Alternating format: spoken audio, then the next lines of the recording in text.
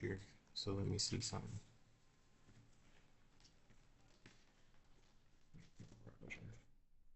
Oh, you put that up there with that.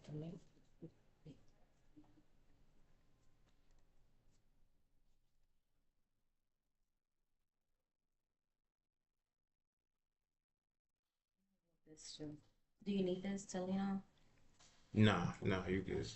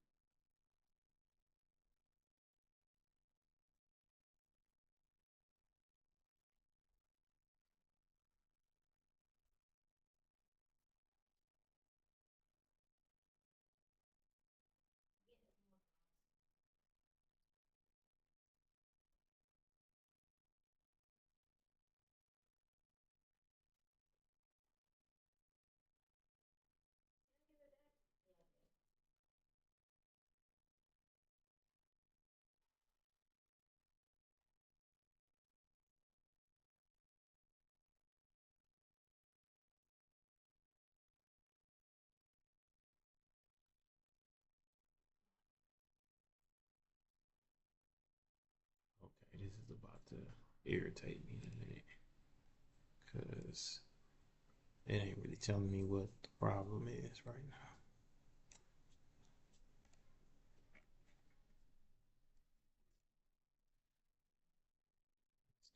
What's that little box? It's a mic. Oh, yeah, these are wireless.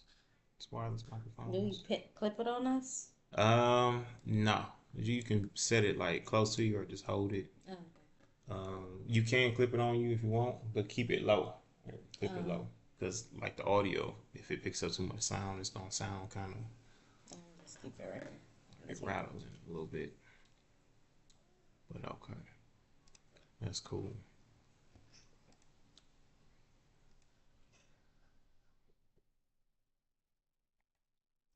Yeah. Ain't nothing showing up here, huh? It's supposed to be. It's Make sure it's supposed to connected. be. Oh yeah, it's connected.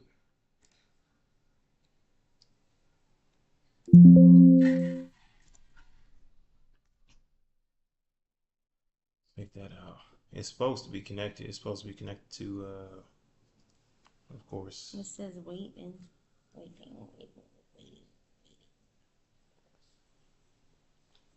Yep. Maybe change it to another app.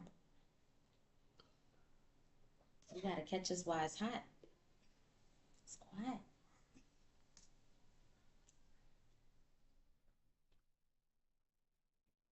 This shit is tingling.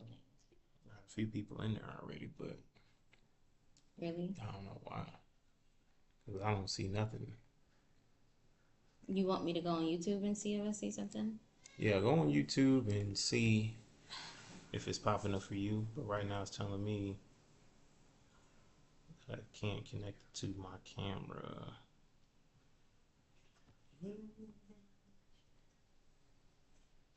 So the tropical eye patches must be very popular. They are. I have them too. They work. You know, I'm easily influenced, They so work. I'm looking. So what do they do? Decreases puffiness and it kind of brightens too Okay. over time. Oh, there we go. Yeah. She'll have to call me back. All right. Get them from Sephora. Are they cheaper? No.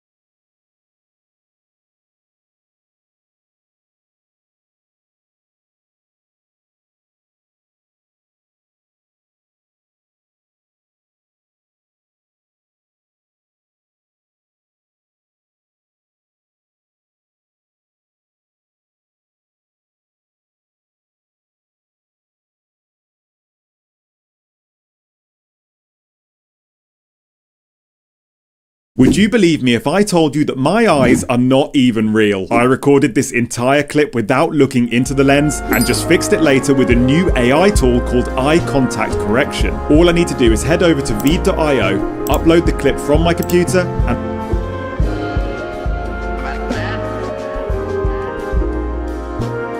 upload the clip from my computer and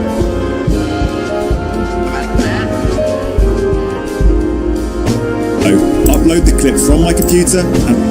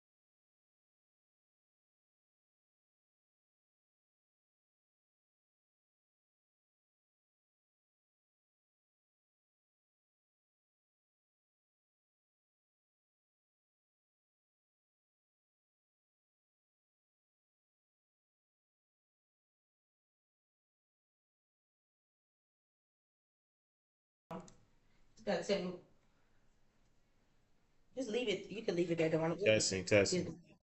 Oh.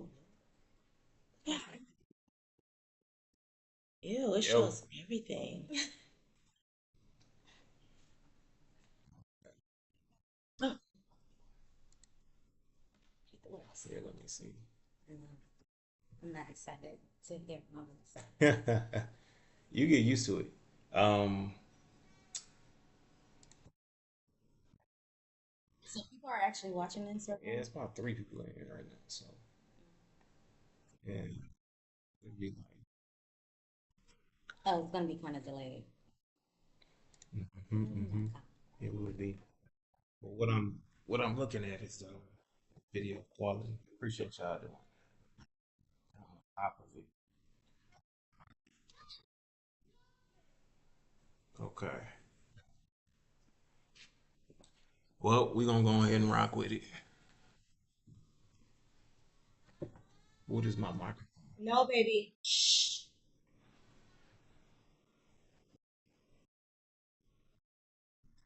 Oh Lord, I'm saying what it is. I ain't gonna be saying nothing else. It's I'm gonna go picking like up this. sound. All right. They're gonna be coming in there, on them steps. You should have Cool. probably like towards this, like the. You should have came Yeah. towards this way because the kid's gonna be right there, huh? Possibly. You should probably move that camera right here, and we should be like right You here. go here. Yeah, and I can move it. That's fine. Get adjusted. Be right back. Thank you so much for viewing. Keep them here. Here we go. All right, so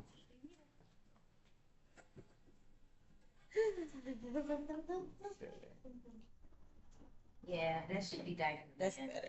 That diaper stink, diaper yo. smells like. But it's, I mean, oh, it's starting soon. woo, You smell Alright. it? a little bit. It's cool though. Hey, oh Not Lord, that bad. Yeah, this is better. I feel more comfortable. I didn't say through the window, but hey, it's okay. What you think? Yeah, this That's is Yeah, that's fine. Okay. Let's see what the camera's saying. They got the microphones. Y'all talking about diapers. I didn't even mute the mic. So yeah. That's cool. It's being streamed. All right. Let me see. Get this canvas going. Boom. There it is. Okay, I kind of like this. Hey, y'all bear with me, man. I'm testing out this new platform or software. Just trying to get this thing right. At least not trying. I am getting it right. It's gonna do what I asked it to do. So it is what it is. Okay. That's a good spot. That's a good spot. All right, so we have to adjust the cameras real quick. Microphones are up, and it's a learning curve. A learning curve. All right, so this is Streamlabs. Y'all gonna hear some children every now and then. All right, so y'all just try to hang tight.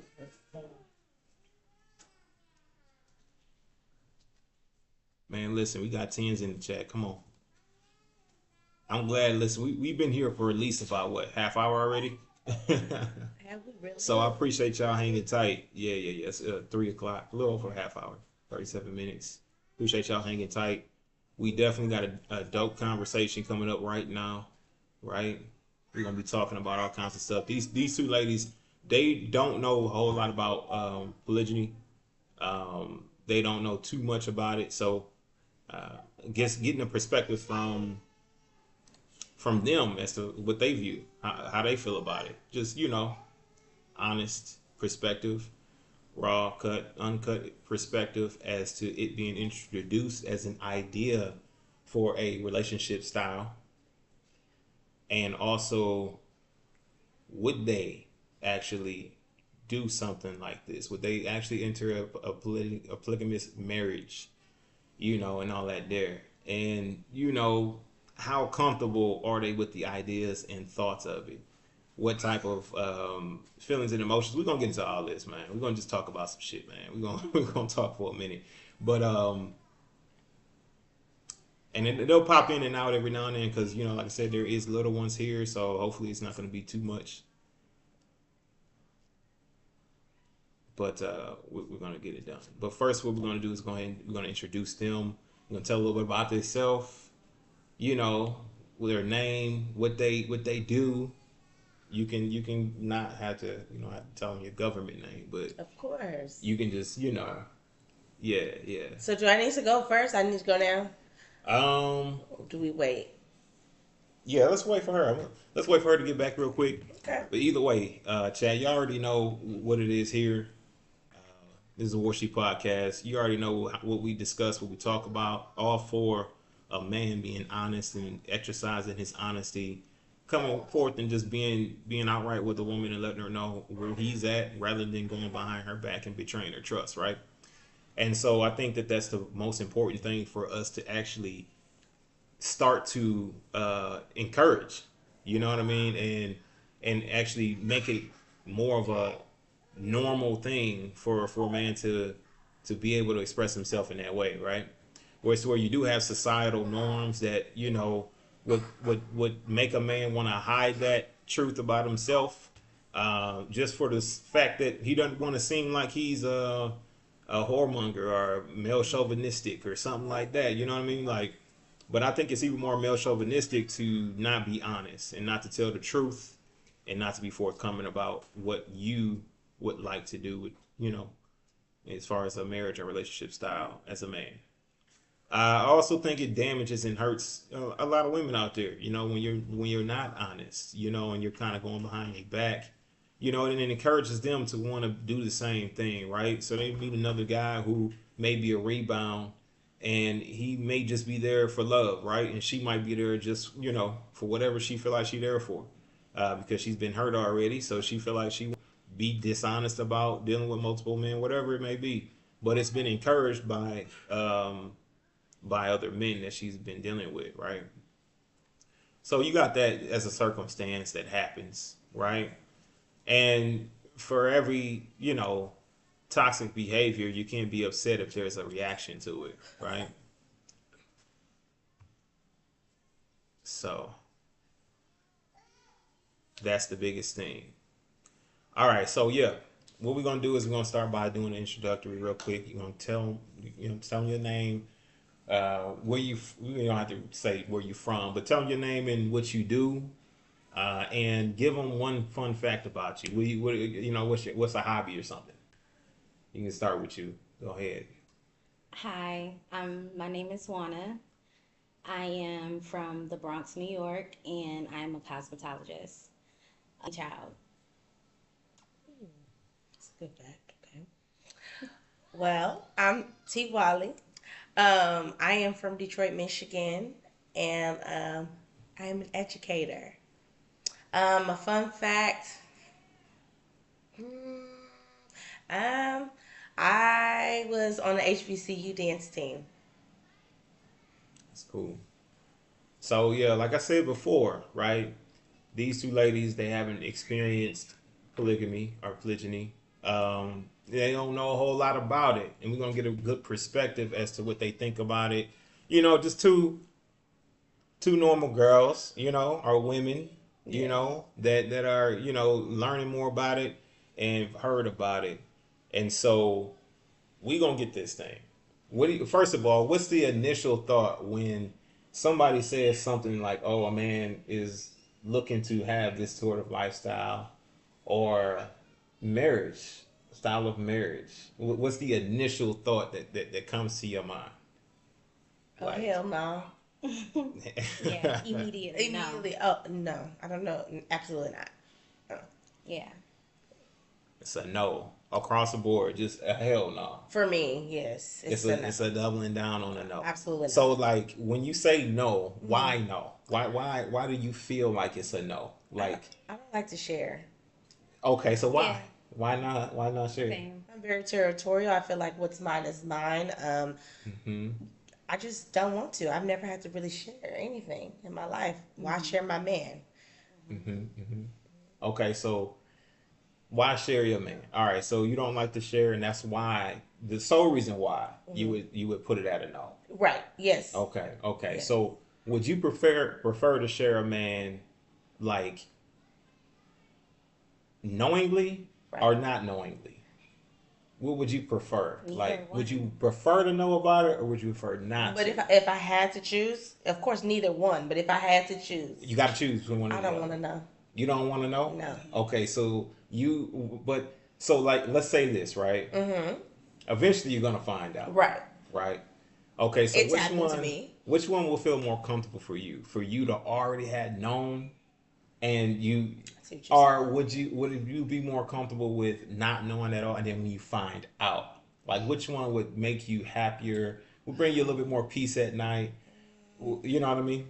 You have a point. So with that, when you put it like Yeah. that, I would already want to know. Because I'm one of those type of people, like, if I find something out, like, it automatically, like, it changed my perspective of you. Like, I'm Right. like, I don't trust you. Like, I don't even know. Do I really want to talk to you? No, probably not. Okay. But just for my anxiety and my nervous system, I would probably already want to know Right. Right. if I had to choose. So you would, if you had to choose, and you would prefer this man tell you up front, so you know, right? You'll know what you're getting yourself into. You'll know what's Right. happening, and let's say that you were okay with this, right? And you're content. I'm okay with it. You're okay with it at this point. You're content, and you guys move forward, right? Okay. Enter into a full blown relationship.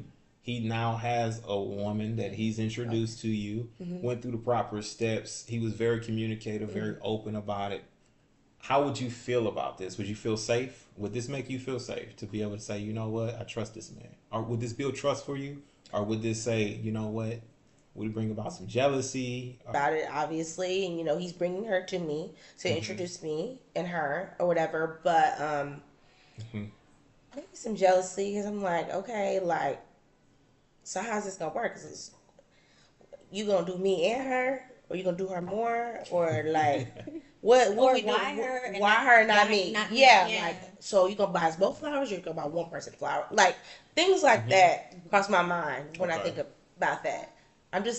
I want my man to be all about me, obsessed with me. So he's gonna be obsessed with me and another And woman. How? How? Right? Like, Okay. are you gonna love us equally, or are you just gonna like one more than the other, but not say it? So that would be me. I would always be thinking like, what's going on in his mind? Yeah. Is he thinking about her too? Yeah, Right. Okay. I agree. Yeah. You got anything to add to that? She kind of touched on everything that I would imagine would be in my mind. The major part of it would be, who does he love the most? And Okay. that will be because in turn I couldn't have two men I was loving. And not to sound selfish or Right. like it's a competition, but it's just like, I'm solely devoted to you. Why can't I have that same respect? Same devotion. Yeah. Okay. Okay. So, with that being said, right? Devotion. Why is it so? When you guys, because you guys have little ones, and when you see your little ones, do you make a determination of who you're gonna love the most each day, from day in and day out?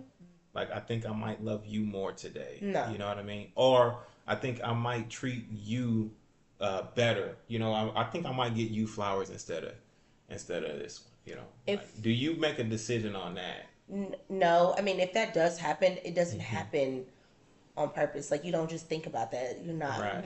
You're not like, oh, I'm gonna go buy you a toy today, and I'm not gonna get you anything today. You don't think about it like that. You just do it, and Right. you make those decisions based off of, I don't know, Yeah. it's what just happened, what's going on at the Yeah. moment. So, Right. Mm-hmm. but you love them equally, But you love them equally, right? right? But we're not But kids. that, We're yeah. grown. And I don't feel like that kind of, they're Which not. makes it easier. I don't feel like that's the same. That's not, because our children are flesh and blood. It's not It's not. It's for us as mothers, or some women. I can't speak for everybody. It's not a choice. Not a choice. Yeah, you choose to get in this relationship and Right. love I this see what you're person, saying. your partner, every day. Right. Okay. So when you have an option, then it's like, I can choose who in that situation. I can choose who is my favorite and who's not, because you didn't give birth to us. We're not a part of you, flesh and blood.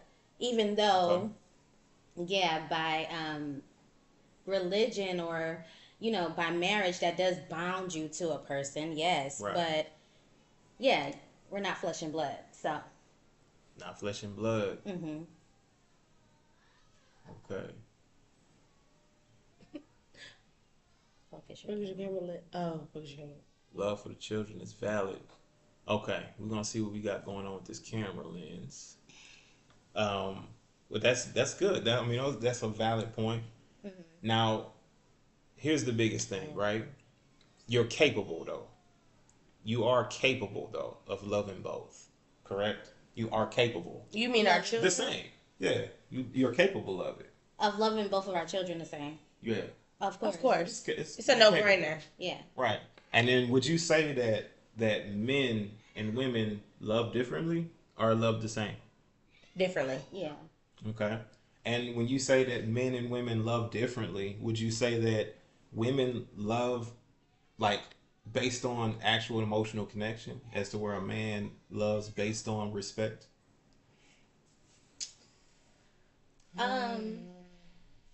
Yes, on the woman part. Yes. Emotional connection. Yes. Okay. So who would you say loves harder? Men or women? Women. Why would you say that? So hold on, let me rephrase that question. Why would you say that when we have a 68% divorce rate in the United States, and so you know, majority of the time, most men are looking to fight and stay within a relationship, as to where most women would gladly give it up, even after not giving him one chance. A man would give a woman multiple chances, but like I'm sorry. a woman will only. I'm sorry. A man will give a woman multiple chances. Yes, and they typically stick around longer. Where are Like, those try to make statistics? it work. Where are Men? those statistics? Mostly, yeah. Yeah, you can look them up. You Okay. can Google that. But that's Googleable. Do the data and statistics based on Okay. what research has shown. It could change over time. You never know. Right. I think. But that it might- don't mean that it applies to you. Like I said, it is a percentage base. So Okay. it is like 70 to 80%. You might not fit within that 80%. Right. Your situation might not fit. But most majority situations in that way. Hopefully they can hear me a little bit, but No, they can hear you. I'm sure. let me see. What was the question? I kind of got lost in the statistics. All right. So, why do you believe that men? Women love harder. Okay, I think we were all right. I think we good now. All right. Maybe it's right. Why do you believe that women love harder with those statistics, with that data and statistics? No. Okay, I think we're good there. Because. Okay, go ahead. I believe that it's actually the total opposite. Women give men a lot of chances. I And feel the same way. the reason you see more women filing for divorces is because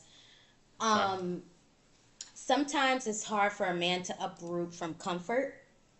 And when you're Comfort. doing something for a while and it's just routine, but you can also do your thing on the side or Okay.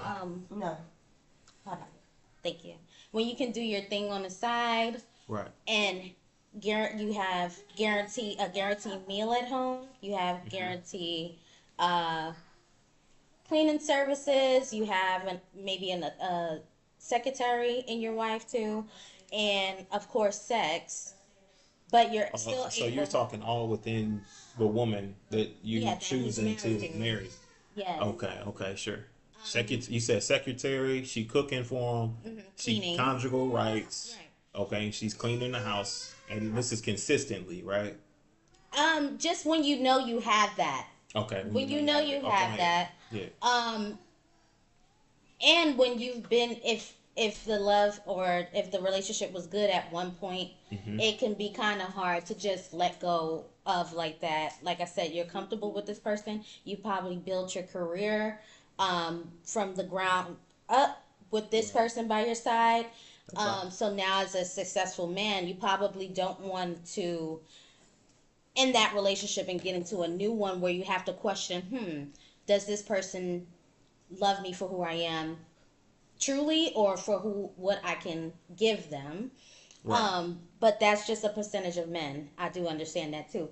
But I just think women eventually get fed up with the behaviors of men, and because he's not necessarily making a move to end the relationship, but is still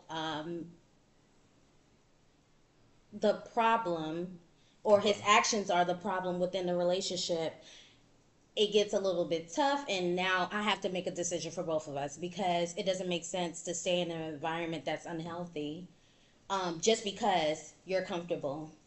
So you have to make a decision for the both of you. Mm-hmm. Okay, so why do you feel you should make a decision like that? Like, well, is this decision based on logic, or is it based on how you feel? Like, because you said you feel like you have to, but like, so what's the circumstances? Why wouldn't you guys be able to make the decision together rather than you doing it alone? Or why not just respect the man's decision and choice, so want to try to make it work?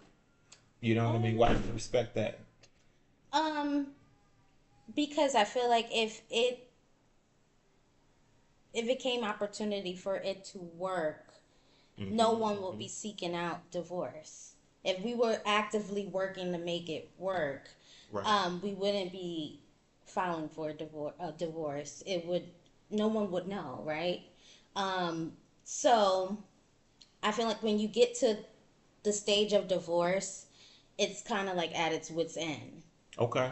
And you're saying that with hopes that the man even chose to do things to make it work.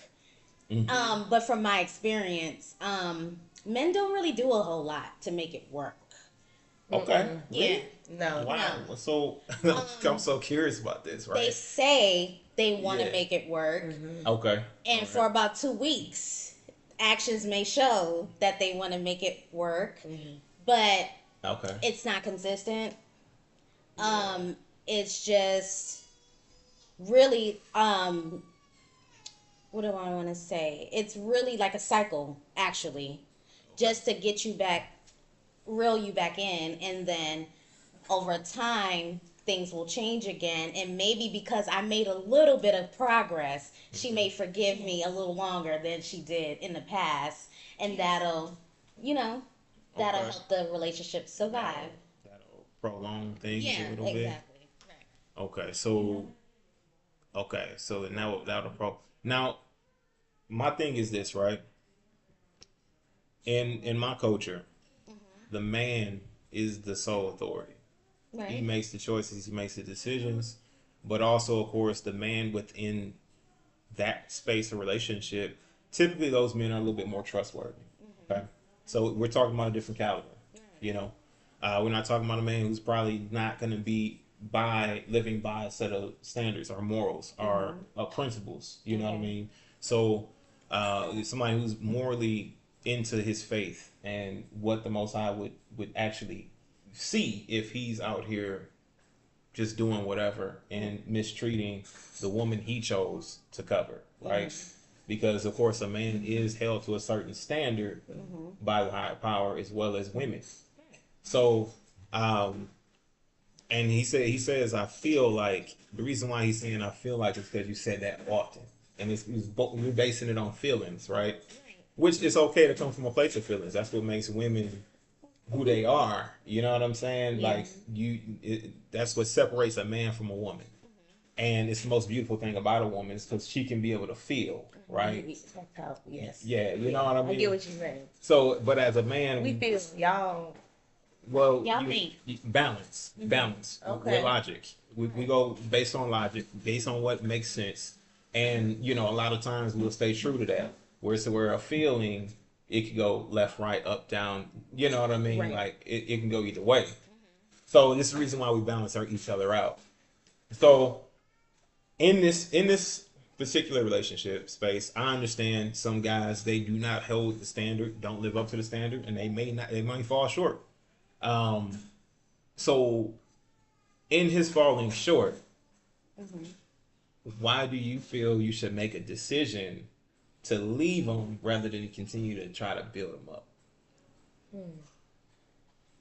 Because your great grandmothers, they didn't leave. They didn't. They was, I'm gonna stick beside them. Yeah, and they was married to this day. They died with them. Yeah, they did. You're right. My grandma did, actually. And that's very happy. That's very like a fulfilling life. But you're gonna go through turbulence. It's gonna be ups and downs. It's just part of life, right? I am just speaking from my experience. I am I'm not a leaver. Okay. And I feel like that has hindered me in some sort because I'm not a leaver. I'll stick with you through whatever.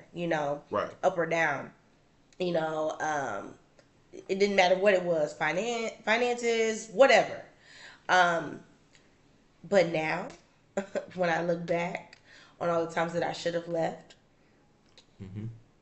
I think as women, when we get fed up and we're ready to go, it's because we're no longer happy. See, our grandmothers, they weren't happy, but they weren't trying to go get it either. Like nowadays, us women, we're gonna go get it. We're gonna go get our own bag. We're not depending on no man to make us happy or financially secure.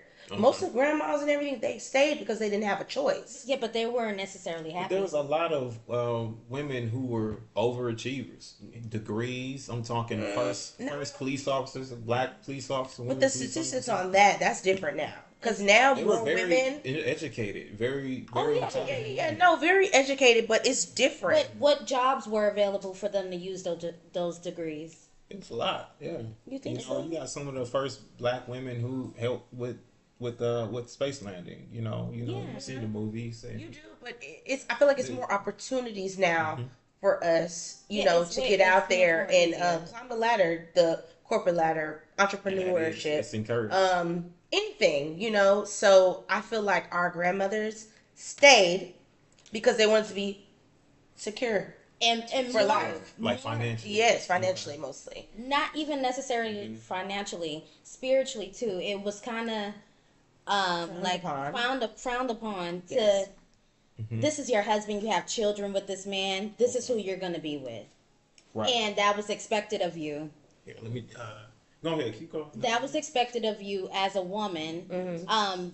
During those times, so it wasn't too much of, I know if I leave him, I'll find another man. That wasn't a thought.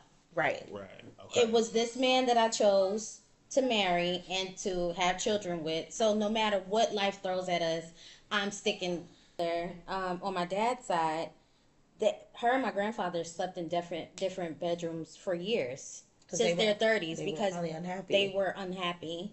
Okay. But different, and they were in different beds, same house. Yeah. Different. And for that reason, because they didn't want to lie together. He sweat too much, or no? They just Cause I know I'll be sweating my ass off. Listen, no, I know. Some polyester blankets, it's over. Yeah. You know what I'm saying? It's Texas. Yeah, no cuddling, please. After 5 minutes. I'm just saying though, like I would understand if she like, look, I'm getting man, it's been 20 years of this shit. Yeah. I've been rolling. Enough. Excuse me, but either way, been rolling around in this wet ass bed. Yeah, so. Yeah.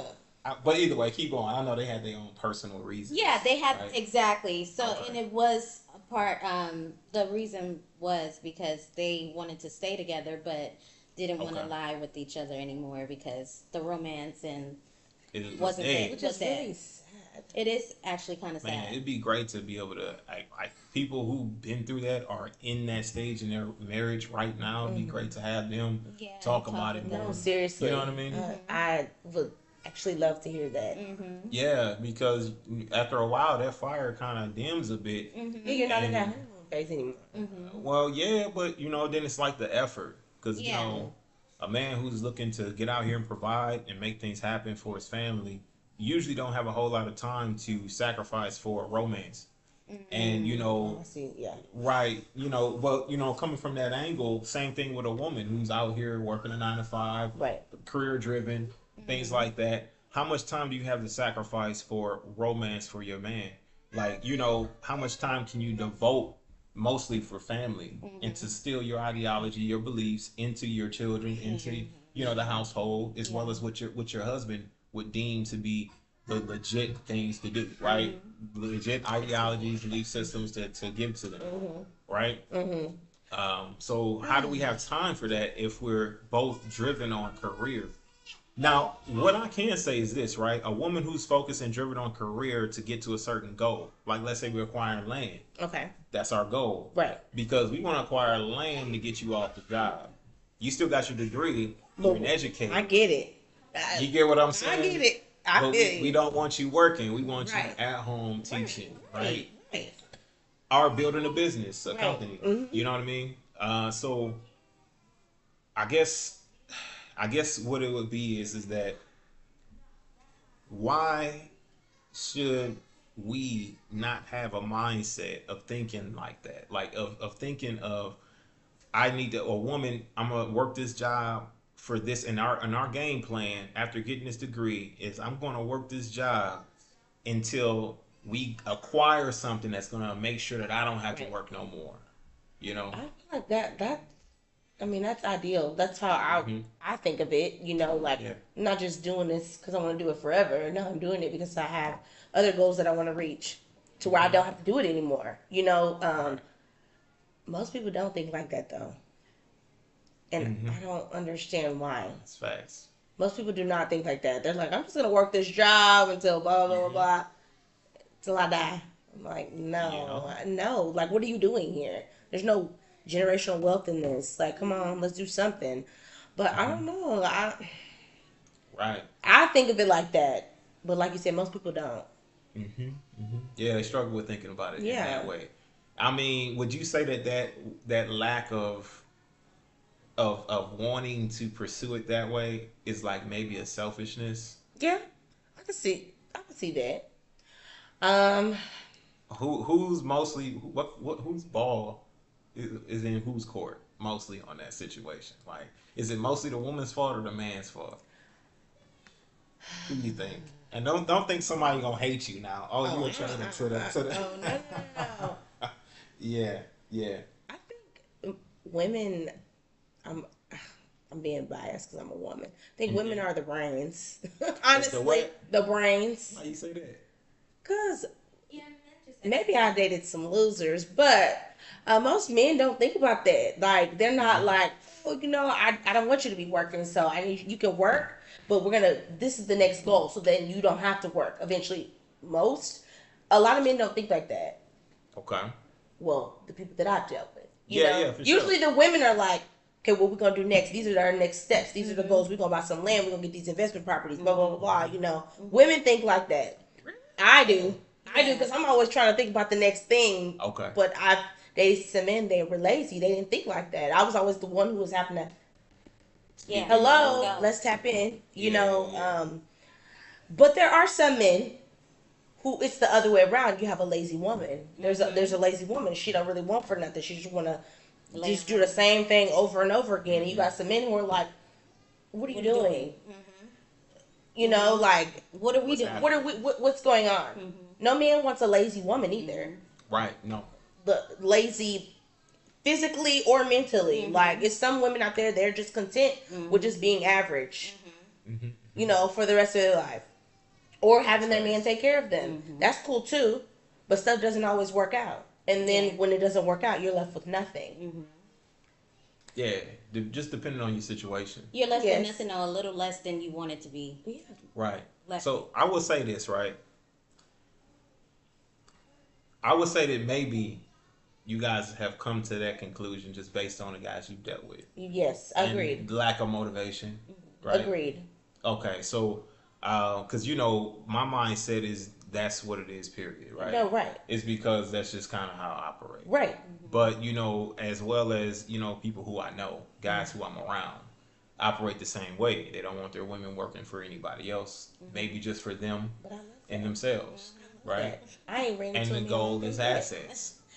Goal is assets, acquiring assets, getting land, things like that, things that actually matter. Because, you know, of course, you can get a home all day, $300,000 worth of house, right? Which is great, get you something nice, right? But once things go to shit, right?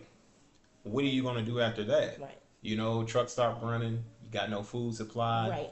Or are you thinking on that level? Yeah. Because men think that deep, right? Yeah. Real men who actually think. Yeah.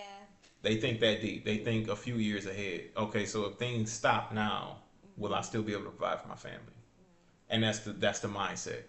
But if things stop now, can I agriculturally provide? Can I grow? Can I take care of, raise cattle, things like, but that's just kind of how a man should be considering things. And then a woman is going to say, hey, you know what? I don't really want to be out here, but I'm going to be out here because, we got to be out here. Right. We got to learn this. Right. So my thing is that picking them, how do you guys feel you are at picking? After describing that, like, when you say what you've been saying, of course, you would prefer to be lied to. And then it's like, okay, honesty would be great. If I know up front, then it'll prevent heartbreak. And then we're saying, like, some of the men that we've dealt with, you had to motivate. Right. Which is crazy to me. It is crazy. But they're out here. Yeah, they are. Yeah. By the boatload. Bombing. So it's difficult. Yeah, so it's difficult. Yeah, bombing for sure. How do you feel about choices, selections? I know I could admit I haven't been the best picker, but knowing what I've seen, and even though I haven't come into touch with the man that you described you are, I know they're out there, and that's solely the reason why I don't put up with what I've chosen in the past. Right. Because if I didn't think I deserved better, then I would stay in that situation. This is just me speaking. Mm-hmm. But I do know that I haven't had, I haven't made the best decisions in the past. Okay. Mm-hmm. And so as far as decision making, you say, it could be better. Yeah. Right?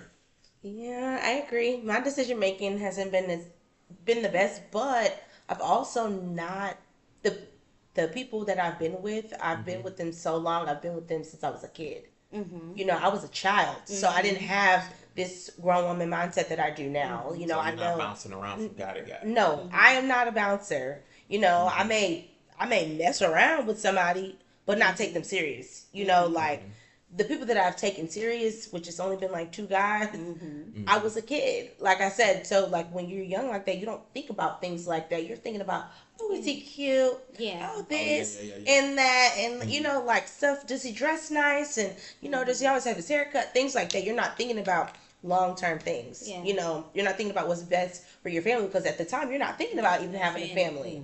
But now, just having 2 boys, for example, they're going to grow up and they're going to become men.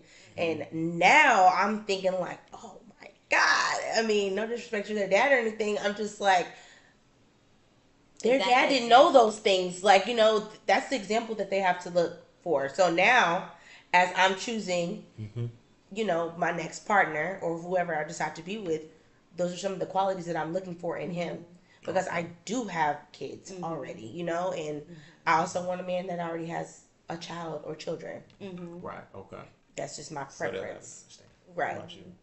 You got anything to add to that? No, not at all. I just, I want differently now, especially being a mom of 2 as well and having a son, and also for my daughter to kind of pick up on, what to look for in men in her future. Okay. Because she is, girls love their dads. They do. But her dad is necessarily not a man that I would want her to date. Okay. Mm-hmm. So, all right. So you wouldn't choose. Okay, first let me ask this question. Okay. Right, and I'm gonna ask her when she comes back. Based on what you guys were just saying, would you say if your father chose your significant other or a man for you, would you feel like that would be something that you would want, or you feel like it'd be successful, or because that's what they used to do. It used to be arranged. They used to find a man for the woman, somebody who they thought was worthy. It's giving things like that. Bridgerton. Yeah, it's giving like the United Kingdom. You know what I'm saying? Yeah. And then it's like it was like a problem with it, and we gotten away from it. Right. But it seemed like things just worked out better that way, right? But then you know, you weren't necessarily in but love, you though. but you still get a say. You still get a say to say yes or no, yay or nay to him. Okay. After getting to know him a bit, not to say that you're just stuck with him, Right, just to say like, okay, this is who I feel is a good choice for you. Get to know him, see if you like him. If you don't like him, you can go no. If you do, then yes, we can move forward. You still got autonomy. You still can choose. Right. But your father finding him for you is the thing. I'm going to get him for you. Okay. So I think me and him will still be married. No, I honestly, me too. My think dad, so? I think so too. Now, my dad is far from perfect. I'm not even gonna lie, but I mean, I'm a daddy's girl. Yeah. You know, my dad was a great dad. Mm-hmm. Horrible man, well, husband. Horrible husband okay. up until he got older. Now, I mean, this is his fourth wife. He's figured it out. Okay. But you're almost 60. Man, You know what I'm so saying? He's a serial polygynist. Yeah, you listen. No, for real. No, honestly. Low key, serious. though. Her dad is a Mac. No, he is Okay. Mac Daddy. Okay? Wow. So, and I've seen That him. changes things, but- Yes, but I've seen him, you know, lie to these women, you know, and date multiple. I've seen it. So, although he was a very good dad, he wasn't really, and like even with life lessons and things like Yeah, that, his he was great. characteristics. Like he was wonderful. It's just on the woman's side and picking a partner and things like that. The marriage side, I didn't get to see a great example of that from my dad. Okay, I see. But as far as picking a partner for me and how he is now, if you were to go pick one today, I think he would do a damn good job. Like a damn good job. Because now, even on the phone with me, after, you know, having 2 kids with Right. the same man or whatever, he's like, he had been telling me. He was like, it's not going to work. Like, and he liked him. He liked him. He just didn't. He liked him, but he okay. But he didn't like him for me. Yeah. But he liked him. He was a decent guy, but he just knew he already knew who he was. Yeah, Yeah. He already he played the knew. field. And he already told him, he had a conversation before I had my second son a long time ago. He told him straight up, he was like, if you know that you can't be faithful to my daughter, then just let it go now. You know, like don't continue on. He Yeah. told him. And that's what he says to this day. He's like, I told him, like, just He leave made it and go happen, do so. what you have to do. But I think my dad would pick a damn good man. Yeah. Like a damn good one. Like he Yeah. would be like everything. Yeah. You know? Right. I Now, agree. on the look side, I don't know. Knowing Mr. Wallace, I agree. Yeah, he would do a very good job. Yeah. Okay. What do you think? I would, too. you think so too, right? I think so too because he let's just be real. Like Yeah. we watched them Yeah. do a lot of things. Yeah, my husband. Okay. He was always a good father. And at the end of the day, he just really wants the best for his family. So, like Taylor, I have been in a relationship where my dad kind of let me know, hey, it's not for you. And he also let the man know. And that relationship, my dad didn't respect that man at all. Okay. So it was kind of hard to be with that man. You know what I'm talking about, right? Was your father, was he right? Oh, absolutely. Yeah, they all. I don't know. They're always right. Yeah. They don't know about them. They can't get their stuff together, but they Yeah. don't know about their daughters. Yeah. Right. Yeah. And what No. we deserve. Yeah. Yeah. So, the idea of allowing your dad to choose, I mean, like, unless your dad is like a pedophile or like a serial killer, like something crazy, I wouldn't really be opposed to that idea. Okay. Even if he's been with multiple women, Right. then he has a radar. What if he was a serial killer? Would you still not be opposed to it? I'm gonna be honest. Even if he was a serial killer, I Yeah, think he could it's still still- pick for me. He'll still pick Yeah, a solid. Yeah, because dude. it's okay. Like he got his issues, but Yeah. he wants what's Hey, best y'all for heard his it. daughter. I'm not serious. Even if he's a serial killer, he's still picking them He right. gonna pick her, and he might kill him. He might kill him though. He might be a He sociopath. might kill He him. might kill him after if they do something. He might But they kill might him. relate on that level. Like, Okay. oh yeah, he's a sociopath. So yeah, you know, that's the reason. But anyways, that's beyond the point. But I do believe that that idea is not really, Okay. it's not too far-fetched. No. If that still exists Right. in this day and age in America, because I'm sure it still does exist in other parts of the world, I think a lot of relationships will be a lot more will be healthier and will last longer. Yeah. Right. I agree. I think they would. I would give it a little more lifespan. Somebody set me up. Because me personally, hey, I'm sorry, sis.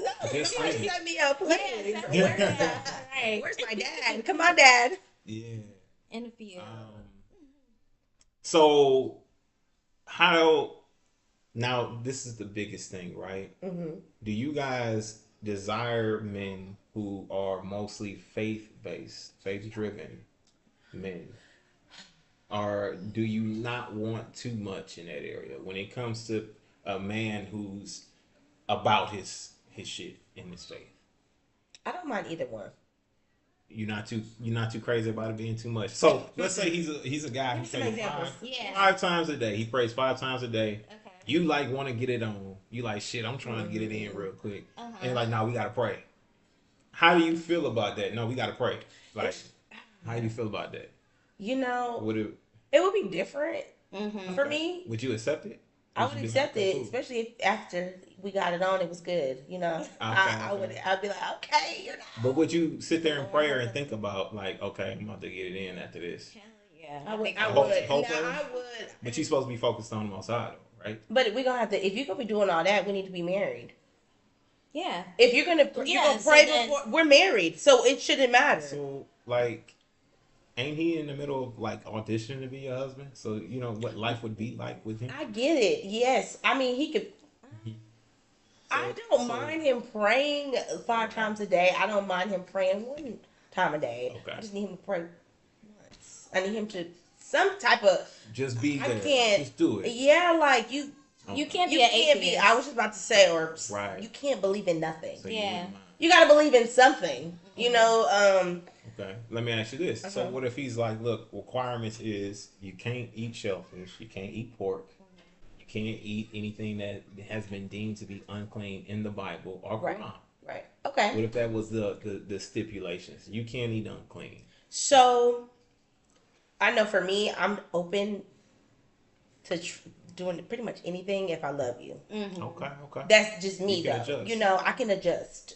If I love you, I love you. You know, like if it's more than love. If I respect you, if I respect you, and you like, hey, babe, you don't need to be doing this, and those are your beliefs.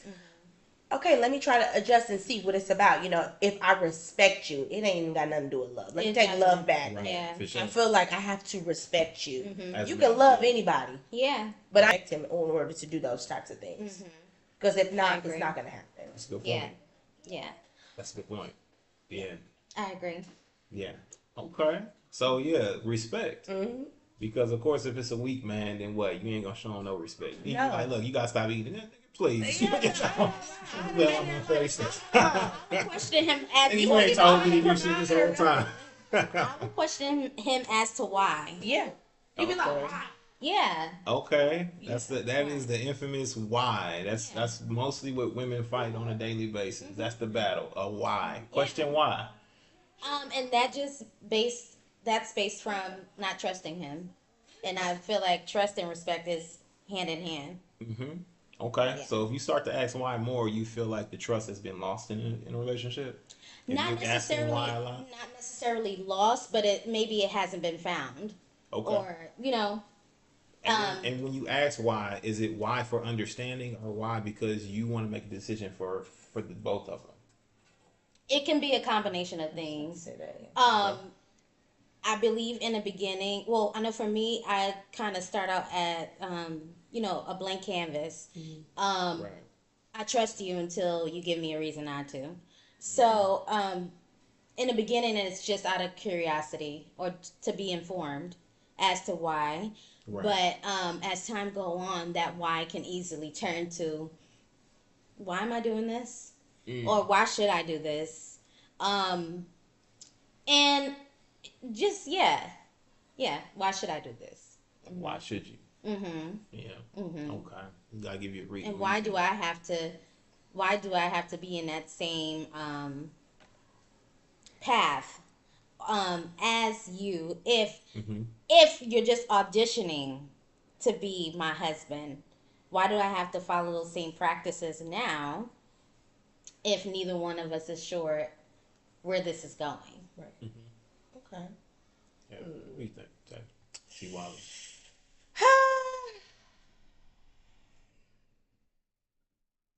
I mean, I think asking why. I mean, I ask why for understanding. Mm-hmm.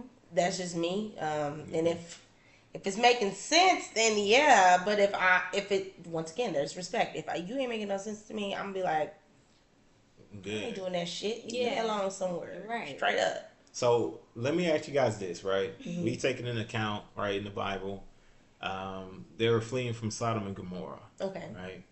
I gotta recall their names, but we all know the story, right? The wife looks back at Sodom, She's turned to into a pillar of salt. Oh, so. Would you be able to relate that to a woman asking the question of why? And then after taking that example, right, of this woman saying, well, why are we leaving, and looking back and turning to a pillar of salt, would you be cautious about questioning? Or would you say, okay, let me follow this man because I trust him, I chose him, this is my leader, this is my covering, this is my... So after taking that example, how would you move after that? I would definitely follow him. I would follow him. Yeah. Trust him. Yeah. Right. Yeah. Because it'll be difficult, right? Cause Yeah. Right. you never know. Like, Right. You don't know what's gonna happen. Yeah. yeah. But the thing with me is I'm hoping that I can find somebody like that. Exactly. Like that I can Thank just you. be like, Yeah. I trust you. Uh-huh. Yeah, babe. Like, yeah, He no said- no shellfish, no none of that. Whatever you say. He Baby, said I'm not even gonna question you. I'm gonna just do it. Exactly. Because I trust you. Yeah. I love you. I respect you. Yeah. All of that. I could just And- go with it. You Right. know? But Okay. the problem is that's difficult to find. Yes. Yes. Yes. Especially in this generation. Yes. Yes. Well, any generation. It's in this generation and amongst black men. Yes. Mostly just Heavy like on the black. Really? Because Yeah. you know what I noticed? Okay. What did you Maybe a notice? little bit off topic, but I noticed that a lot of white men, Mm-hmm. Okay. a lot of white men, Mm-hmm. they marry straight up. It don't take them a long time. I know Let's so. state the fact. It doesn't take them a long time. They coming right out of college with it. After they get secure with their career, maybe it's because it's easier for them to get secure in a career though also. Yeah. They just come straight out the door with it. They're ready to have a wife. Not only ready to have a wife, yes, but when they're in it, it's devotion. Saying that I don't want to play with my children before I Okay. make this statement, but Bob is right there, making sure the kids are where they need to be. Okay. Bob is any white man. Sorry, guys. Just a white man, for example. He's Okay. there, making sure the kids are where they need to be. His wife may be relaxing, or just she's there, but it just looks like her life is easier because of this man. No, for real. And when I look at the black family, We gotta fight for our life. dude is on the phone, not even present. Mom is taking care of everything else, running around, running after the children, and it just seems like she's there alone, more so. Because dad is not really present. They're there together, but dad is not as present as Bob and the other family. Okay. Yeah. Yeah. So it's Thornton. it's really crazy to see. Raiden. Yeah, Brayden, okay. It's crazy to see. And you don't know the dynamics of these relationships. It's just what the eyes can see. And Okay. I'm a big visual person. Don't make me look crazy in public.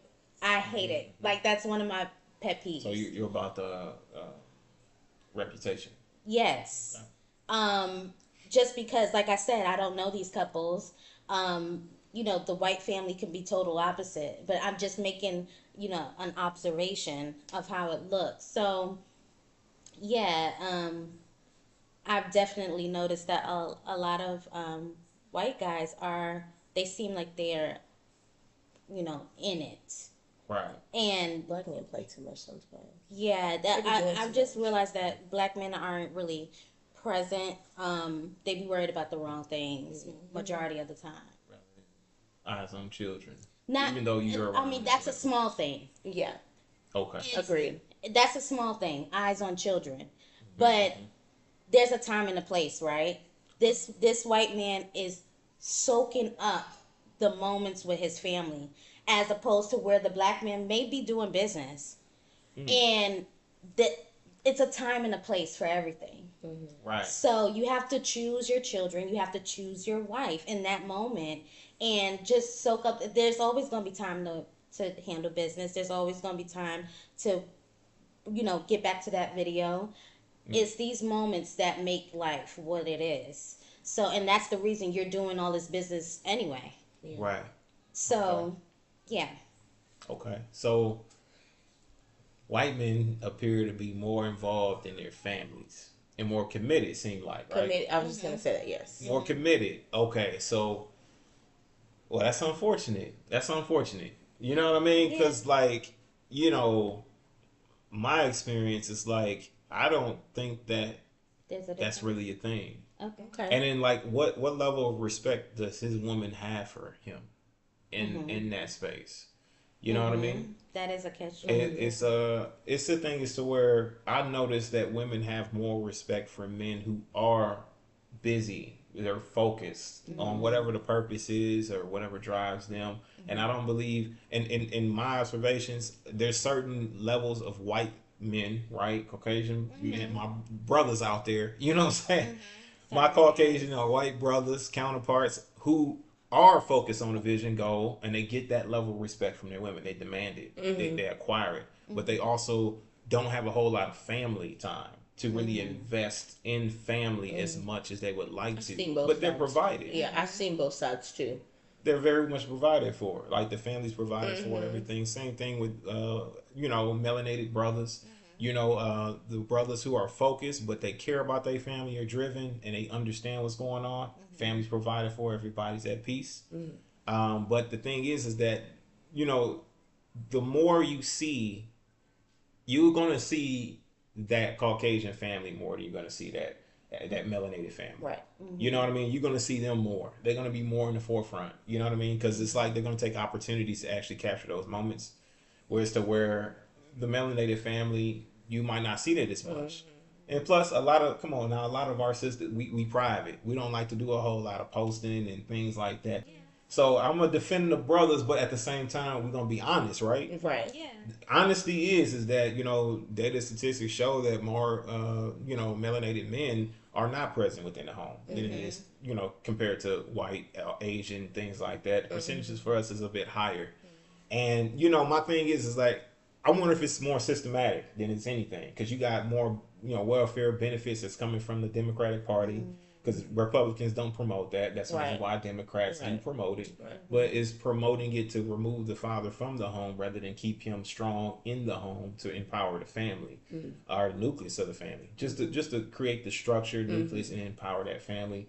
And make it stronger. I wonder if it's systematic. Same thing with Planned Parenthood. It's mostly designed for melanated communities, and you have most of them that are planted into melanated communities just because they don't want children growing. They don't want the population to flourish. Right. You know what I'm saying? So I'm thinking more, is it more systematic? Is it more of a thing as to where encouraged? I agree with that. Because they don't do the same thing to the white counterpart, Asian, you know what I mean? I mean, of course it's available to them, but yeah, like you said, it's here in our communities. It's geared to us, more affordable. So that always is like a ringer. And the ones who can afford it in their communities, they don't really want them around anyway. Right. They're like black sheep within there. Right. You know what I mean? Yeah. So it's an interesting thing. It's like, but damned if you do, damned if you don't. Type of thing. It's It's like what? But I'm not saying it so you would have like, be compassionate, but also don't be too lenient, right, on what decisions you make. Because just because it's been systematic, don't mean you should accept some bullshit. Yeah. You know what I'm saying? Yeah, don't mean you should accept the bullshit just because it's systematic, just because it is a system working against us. Yeah. We should be strong in mind enough to be able to fight against that and actually do better. Right. So have a better society. Yeah. So with that all being explained, right, and we bring it home, and we say, hey, biblically sound, you have just about every patriarch in the Bible who has been a part of a polygynous family, who's had multiple wives, who has built kingdoms, who has, brought the 12 tribes of Judah from it. Would you say that you would want your daughter to be a second wife to a loving man who's going to provide and take care of her, make sure she's good? Or would you say that you still want her to be potentially lied to, potentially, it's 50-50 with any man, right? Potentially he may lie to her. Potentially he may step out on her, have somebody else. Yeah. But honesty is honesty, right? So if she's in a situation, she's the second, third wife of a man, she already knows who he is. Typically those men have a little bit more integrity. They will be a little bit more honest about what they're doing. And she should be cared for, provided for equally, right? As opposed to going to a man who's potentially gonna end the relationship. It'll end, 68%. It'll end in a divorce potentially, heartbroken, whatever. You know what I'm saying? I'm still standing on business over here. No, not for my daughter. No. Yeah. I understand, but no. I mean, unless that's her preference. Now, if that's her preference, that's her preference. She can choose. I'm never gonna do that for my children. What about you? No. It's a no. No. So I'm still nothing. So. I don't care. Okay. That's just me though. I get, so for me, yes, I get, he may be doing it behind your back. I get that, but it's tough. That's still a level. I'm like, once I see you physically into another woman or like touch another woman or anything, I'm like, can't do it. It's kind of. I can't. Yeah. I just can't. So interesting. I can't. I be disgusted with my. It's not. I ain't gonna say disgusted, but I'm gonna say it turns me. It turns me off. Yeah. Just me. Yeah. So personal question, right? Okay. Get to it. Let's go. No. Have you guys ever shared a space with another woman, with your man? Oh, sexually? No. Sexually? No, but or in any way, capacity? No, but would you? I was asked. Okay. Yeah. And this is very recent. Very, very recent. Somebody that I've seen or was dating or whatever you want to call it, they've had those experiences. And they've told me about those experiences straight up. Okay. Very truthful, or whatever. And I was like, okay, that's interesting. He was like, but I already know you ain't going for that shit. I said, you damn right. At least you know. Or whatever. But a woman who he was dealing with, she came on to me. She asked me. So she asked you. She asked me. She said, she put us all in a group chat, me, him and her, and said, when are we effing? Oh, that's interesting. They that bold, huh? She is bold. Wow. She's bold. Okay. But also it's other things that go into it. I feel like she was more so doing it just because she still wants to have some type of piece of him, like a tie to him. Because she's an old flame. Well, not an old flame, but his baby mama. Okay, so she's the ex, the mother of the children. She's the ex, but she knows that she knows that I'm there. She knows I'm around. Kind. Yes, she knows that. But I just feel like she wants to be included in that. Like she wants to mess it up.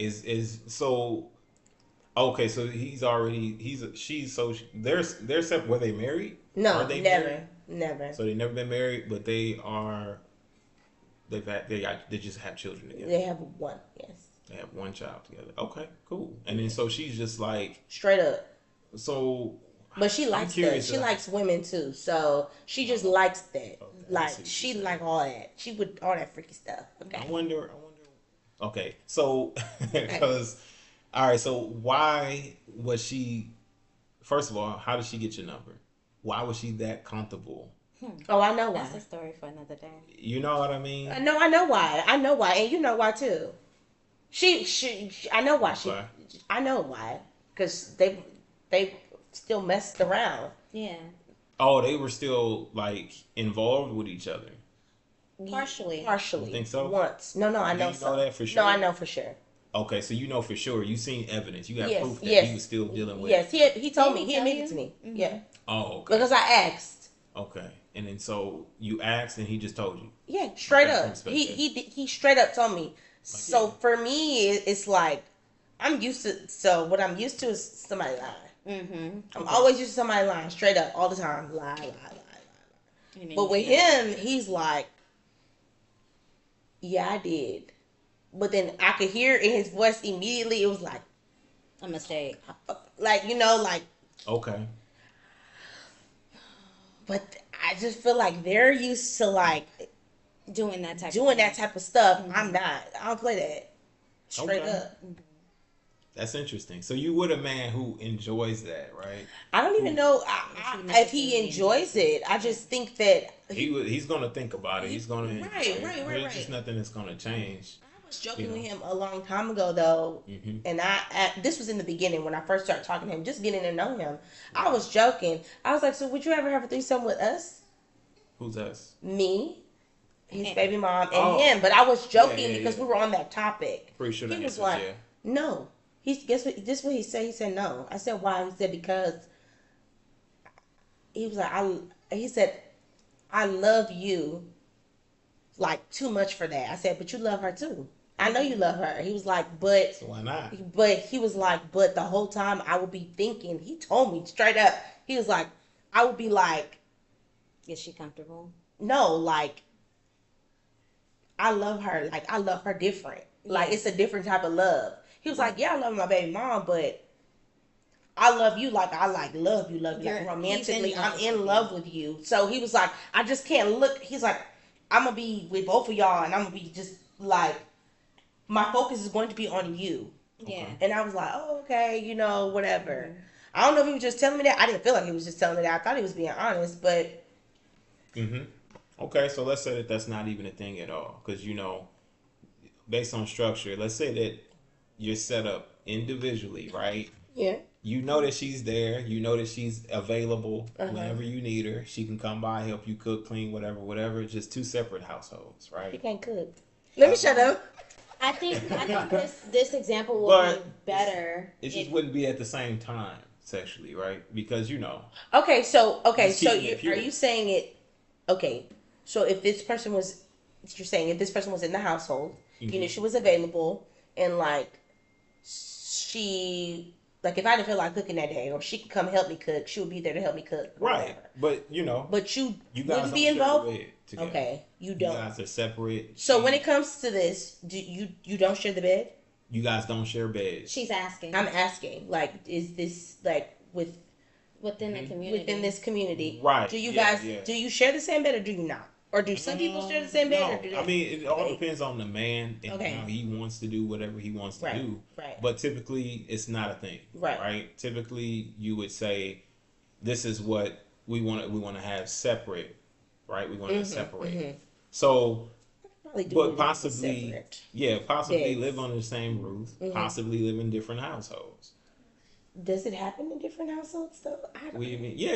You got some guys. So in Muslim faith, right? They believe in being sure that the woman has her own space, right? Oh, so okay, gotcha. So she can do what she would like to do in her own domain, right? Okay. And so that's kind of the same thing in Hebrew culture, okay, right? Okay. Same thing. I mean, but it's like based on what this man would decide, like whether it be in the same roof, because hey, I ain't trying to pay for a whole separate house, crib, or whatever. I get it. I've mostly heard of in the same house. That's why I asked. I've never really heard of like the separate houses or whatever. Absolutely, yeah. I think I could probably do it if it was separate. Okay. Like completely separate. Like you went over there and you go spend your time with her. Yeah. You and then you come over here. It give you some time for you. Yeah, like it's like the same, it's like you're on a work trip. That's how I would think about it. Something like that. Like you on a work trip, you're not. I don't know if me being in the same home, that would be comfortable for me. Like I don't want the other woman in my space. Period. I don't even want her in my space. That's my thing. Like go on about your business. Okay. Y'all do what y'all do, but you can come home and we do what we do. I think that's the only way I would agree to it. Is if I can have my own home and she has her own home. And quality over here. Yeah, what's going on with that? It's been like that for a while. Well, not like this though. This is bad. It's bad. This is very distorted. Okay, let me see something. Yeah, go ahead, keep going. Don't think I'm stopping you, but I would agree to this relationship style um if of course it was the same qualities or the same quality of life. Here. Yeah, it Yep. does. It looks good up there. I gotta unpick my bag. Girl, It's the arm. me and you both. Look, it's like. Sheesh. Yeah, go ahead. We can still hear you. Oh, No. Yeah. yeah, I would agree to it if Mm-hmm. there it is. If we could live separately, because like T Wally said, it will kind of mess with my mind just seeing you guys interact, because I've never done something like this before. Right. I haven't been raised by parents who have practiced this type of lifestyle. It would take some adjustment. It will take some adjustment. Maybe I wouldn't necessarily mind going out in public with you all, but Yeah, I can see that too, though. because Hanging out, chilling. yes, I can see that too, because it could be like, Exactly. it don't have to look yeah, like we all up on each other. right, like we're Everybody's a all on couple. each other. And even if it did, right, that's our business, right? Yeah, But throuple. Yeah. Yeah. Type shit, you know. Shit. I'm a type of person that I need my attention solely to myself. So you And- see yourself all the time? No, not all the time, but well, yeah, usually yes, all the time. Okay. But I'm saying if I were to enter this relationship, I wouldn't want you to come home and I have to compete with another woman as Yes. to So why would you who's compete? well, it's going to be a competition at the end of the day. It may Well, not she be. don't mind you having your time.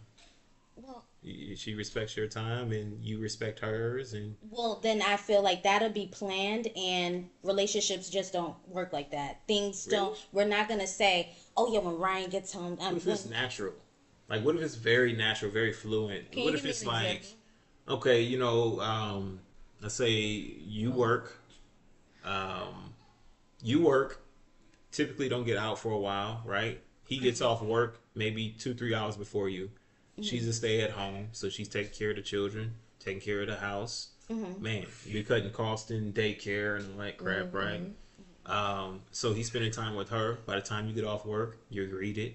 You know, spend a little bit of time with you, take care of the house, whatever. Whenever you feel like you want to decide to do something, because a man needs his space. Okay, let's keep it Yeah, real. yeah. You're I not gonna agree. be up under him So all the does a time. woman. Yeah. I don't like being smothered. Me neither. Most women don't as well, or most women do. I don't know. I like It's I don't first. know. I feel like in the beginning, of course, My love everybody. language is touch. So touch me sometimes. Yeah. Just come by and rub me or something. Yeah, Something, just let me know you're there, I don't- but I don't need you up under me. Like this. Yeah, because to me that's just like I don't know. That's a little bit too close for comfort. And although I can adjust and I may okay it a couple of times, within me I'm going to be annoyed. Yeah, and that will affect my mood. But if it were the example you had given, where it's to where I'm at work while she's at home already, and you're there spending your time with her, then I guess it might work. But I don't want to have to guess about whether or not you guys had enough time to spend. Because what if I get off of work early? Or what if when I get off of work, you want to spend time to yourself with just you? Things will fluctuate. So if we're in different households, I would know you're coming over because you will let me know of that. And then I can prepare myself for you and you prepare yourself for me. Okay. So I feel like for me, it'll be a healthier relationship that way. If I were to enter this sort of relationship. Okay. Yeah. Okay, that makes sense. Here, let me see. Yeah, that makes sense though. I mean, but balance is key. And I know we still catching audio, but right now I'm trying to adjust the video. Like I said, I think it might be the platform itself. So what I'm gonna do is do this. Pop that up there for now. We'll be right back. That's because they're all together. So, all right. So my thing is this, right? And I know that it's everything that y'all are describing right now is things or reasons as to why you would accept a polygynous type of relationship. Well, just because, like, not even if you don't know anything about it, you still would accept it, right? Well, but of course, of course, you saying you would not to know, but if I have to know, then I would love just to know. Mm-hmm. Which I'm confused by that. I still am. I get it. It's like the you want to be hurt. Mm-hmm. Yeah, you want to be hurt. I prefer to be hurt or not to know. I think you're gonna be hurt either way. You are. Okay. You're gonna be hurt either way, but you have a choice. You have a choice whether or not you want to, or maybe I should leave when you know up front.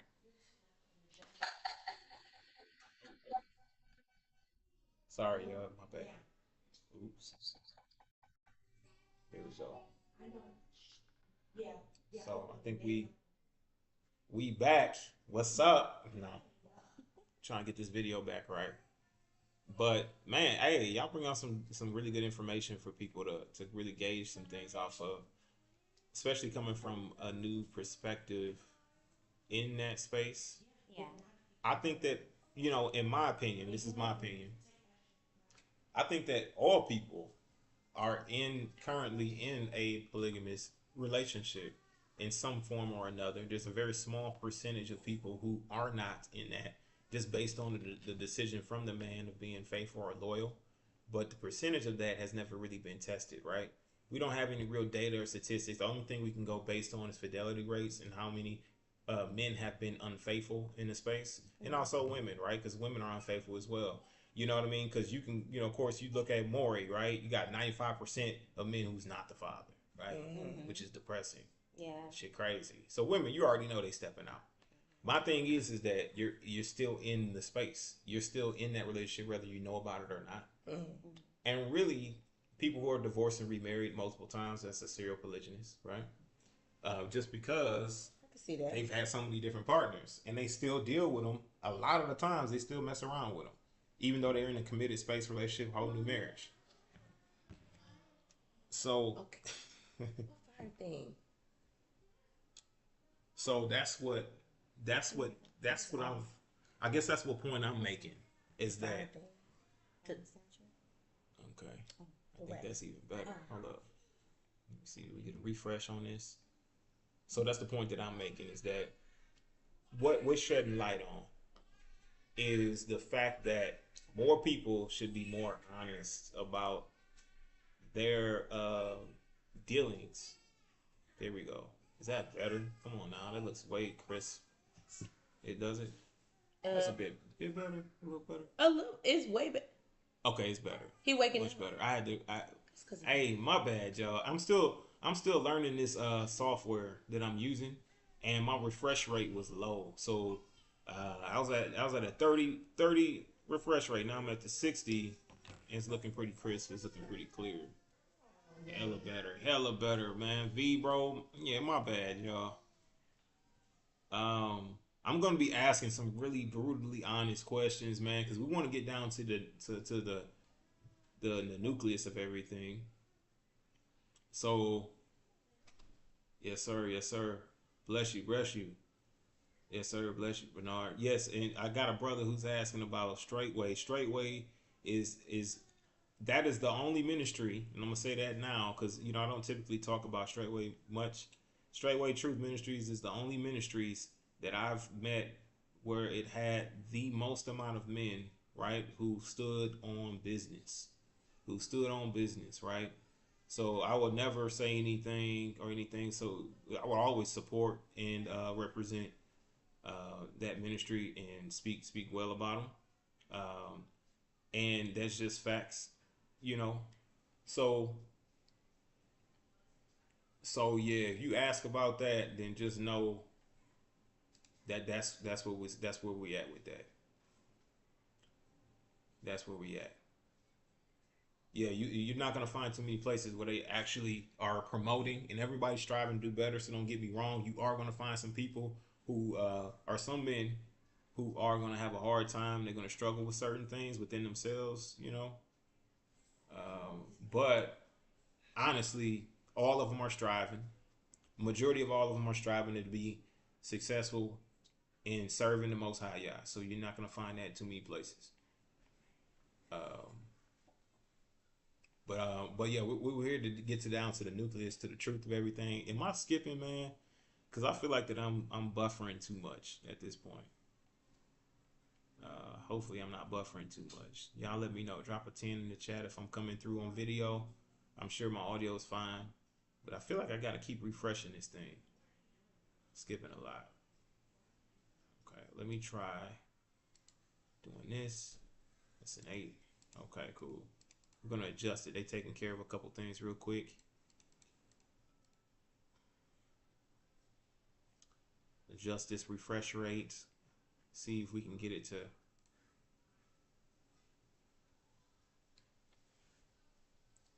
do what it's supposed to do. Boom, 8 out of 10. Dang, man. These technical issues, man. I'm telling you, this is ridiculous. What you know it's all about. You know, I kind of like this setup as well because it allows me to stream on even more platforms, and also But you're just on YouTube for right now, right?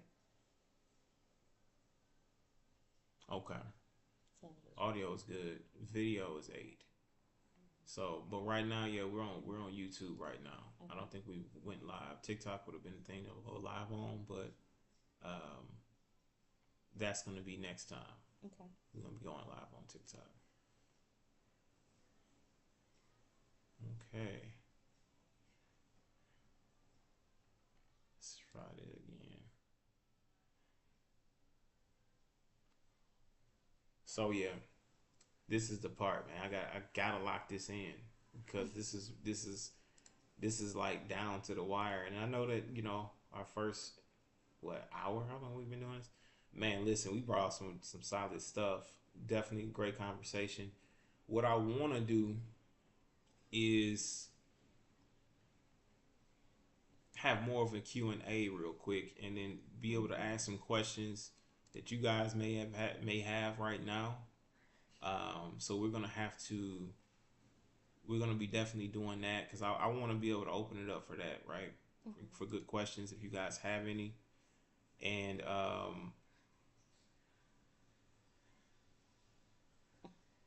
yeah, yeah, man, I'm trying to tell you, audio is good, but like I said, it must be the software that I'm using right now because it's trying to it's giving me some issues. So we're gonna be right back. Let me see. Let me try this again. So it's like we're gonna do some Q&A. We're gonna do some questions and answers and things. Also, I'm going to pick a few comments, and we're gonna read off some comments and just talk about and discuss what's been commented. I got a pretty decent response out of doing that, so I'm thinking I'll keep doing that and make it a habit of bringing the comments out. You went back to sleep. He chilling. There we go. He's a good baby. He is. He about to go back to sleep. I think they woke him They up. did. But it's good to know they all fall asleep in that thing. Mm-hmm. Yeah, Okay. that's the- My video is back up. Or not. Okay. We're gonna see what's up. What's up, y'all? Let me know what we got. Cool. All right. So I'm gonna keep my eye on the chat, and we're gonna go ahead and keep this thing rolling. Why do I look? Yeah, It's like we're, yeah. look Okay. at your eye. Mine. What they look bugged out? Yes.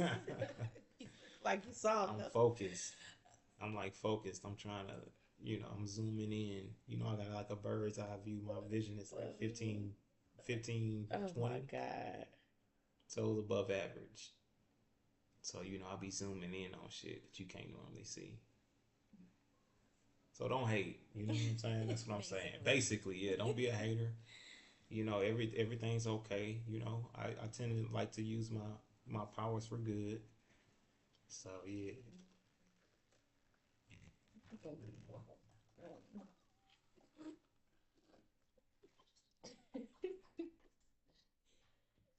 Okay. She too nosy. That's my business. Are we back? What's up, man? This thing's gonna have to stay steady. Like we can't keep doing this. Period. Okay, let's get it.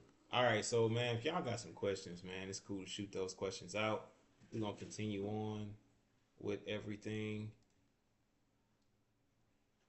Cause I'm about to ask some tough questions, man. Y'all ready? Should have got me a snack. Yeah. So what's up? Y'all got some questions? Y'all got anything that y'all curious about? Eddie. Anything y'all curious about? Y'all like to know? Us? You too. Yeah. Yeah. What would you like to know, Terry? Floor is yours. Go ahead. Is that it? Are we just talking about it? Period. About the lifestyle. About what I just was. Yeah. Is there like that's like your final option Final option is. in life? Like that's just what you want to do. Um. Like, are you open to? Yes. Say. That's a good question. So. I know. I'm an interviewer. Yeah. I mean, solid question. But so me personally, I believe. So I believe culturally, it is a thing, right? Okay. So culturally is a thing for my culture and typical for my culture for multiple wives. And as far as a man choosing, I believe a man can choose whether he would like to do that or not, and whether he's in a position for it or not. And if he's not, of course, don't do it. You know what I mean? If you're in a position for it, go ahead, and that's what you desire, then go ahead and do what you got to do. But if you're not in a position for it, don't. But for me personally, I've been in a monogamy space. I've been in a monogamous marriage, and of course, not saying anything about my choice because Right. I picked wrong. I picked a bad wife. You know what I mean? So I chose her though. Sure, honest. That's my fault. But would it be different with somebody who is worth being in a space like that with? I think so. I think so. I think it would be worth, or it would be different. I would feel differently Right. about it. Right. But my biggest thing is that I've been also in a poly relationship, and the level of I guess responsibility and I guess maturity, right? I think that I matured and I grew more in that space than I did in a monogamous space. Just with being able to be more honest and more understanding, like, hey, it's not all about hurting the other person. It's all about just telling the truth and making sure that you just rip the band-aid off anyway, because they're going to hurt more if you're lying. You know what I mean? Learning more about that type of thing. Not that I was actually actively doing it, but I learned more that most women would prefer that. Okay. Would prefer not to be lied to, or prefer to somebody to be honest with them, so that way they can make some informed decisions, and also that way they can they don't have to worry about the hurt that comes once they find out on their own. Because women ain't, let's be really honest, right? Women are not dumb. They're not stupid. They probably can't drive very well, but they're not stupid. You know, they're not dumb. You guys aren't stupid. You're going to figure it out. If you feel like something's wrong with a man or a man's not being honest about something, it's going to bug you to shit until you find out what the dishonesty is. Yeah. So, no, you could never be in a relationship with a man who has another woman but doesn't tell you. You could never do it because it's going to torment you until you figure it out. Right. And then once you figure it out, then what? You're going to have a whole nuclear meltdown. You know what I'm saying? You got... Your emotions are going to definitely get the best of you, and that's just kind of flat out what it is. So that's why I can't accept it when a woman says, "Hey, I prefer not to know," because it's going to eat you up until you find out. And I believe that the same thing on a man's perspective is going to eat him up if he feels his woman is moving different or not doing the things she used to do or feeling the same way about him that she used to feel. He's going to be concerned as to what she's doing on a daily basis, right? Okay. Like what's going on with you, like the connection is lost. He's going to either try to get reconnected with him, but you got some other men who go to an extreme, and now we like, okay, let me stalk her, let me GPS track her. You know what I'm saying? The guys who feel like they got enough time for that type of shit. So, but what I'm trying to say is that it's human nature. It's just nature. You know, but if you already know, you're cutting out all of that heartache, all of that trying to figure out something, all that painstakingly, let me hunt this guy down, track him, let me hire a private detective to figure this out. If we already are on the same page, we already know what the mission is and go. Okay. So I found that type of relationship, not only in a monogamous space, was it a problem to look at other women, which I think is the most asinine thing, because a man's going to see somebody's attractive and he's going to want to look, whether you're looking at him or not. He's going to look. Like, yeah, that's natural. I don't mind that. Me either. I'm going to look too. Yeah. Well, maybe we might. I'm because maybe they feel inadequate. Maybe they didn't, sweep the floor well enough. And they like just beating up on themselves and rather than talking to them, like, hey, baby, did I sweep that floor well? Man, you did a damn good job sweeping that floor. But they eating themselves up because they felt like they didn't do it well enough. And of course, it's an analogy, but it does come upon a lot of people. Like, you will feel a level of jealousy just based on things that you feel you're not doing or that you're doing is inadequate. So my thing is that noticing those differences, right, in a monogamous space, as opposed to a poly relationship where things are a little bit more transparent, the feeling of course, testosterone, being able to feel like a man, perform like a man, and not have to be sorry about it is a huge thing. Or feel like you're a chauvinist, you know what I'm saying, because of it. Is totally different. You get a totally different response from a man if he's able to live out his truth and who he really is. Okay. So that's a long, and to make a long answer longer, right? It's the man is always going to be who he is biologically, designed to be. He's going to always want to look to procreate. Just because he's looking at the woman, he's looking subconsciously.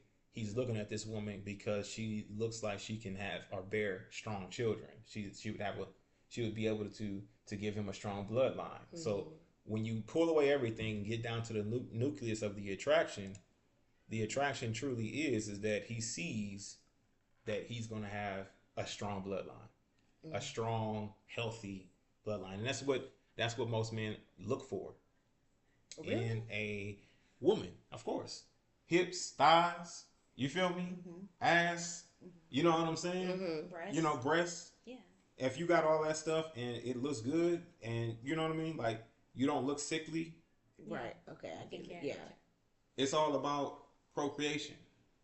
Typically when you bought, that's what your heart wired to look for. Same thing with a woman. You feel me? I'm just saying, but same thing with the... I like those answers though, because you get from a man's perspective. So a man, that's what y'all are looking at. Yeah, and it's absolutely. Not from a perverted. Right. Like how initially you may be thinking it is, but when you, like he said, when you get to the nucleus, when you get to the root of it, it's actually these things. Yeah. So we're actually looking for that. Damn. So I guess my thing is, how would you? I have a question. Yeah, I have a question too. How would you introduce children to this lifestyle? Right. You'd be surprised because most children, right? You'd be very surprised. Mostly all children adapts to it way better than the adults do. It's the adults that's the problem. The children are just fine.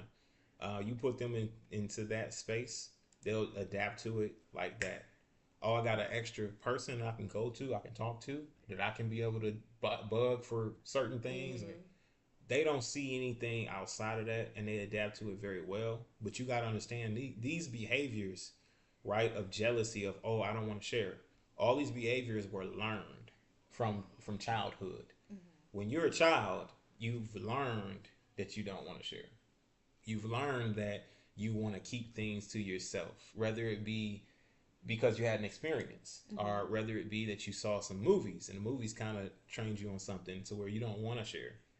Or, it's just a lot of the times, or you may have seen it from your parents. They might have been feeling some kind of way, or you notice some things, but these are learned behaviors. Most children are pretty open about sharing, about, you got to think about it. How many people do you know when they were in elementary school liked the same boy, right?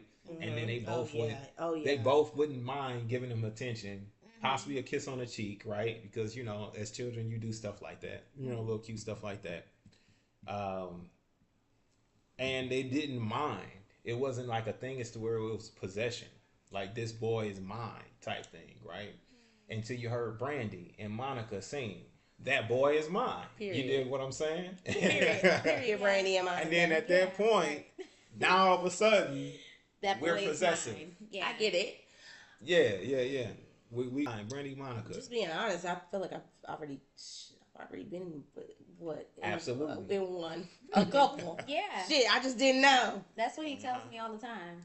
Yeah, little do you know, you are currently in it, but I'm just like, you're fighting it. You know what I mean? I like to be with one man only, and I want to be his only man.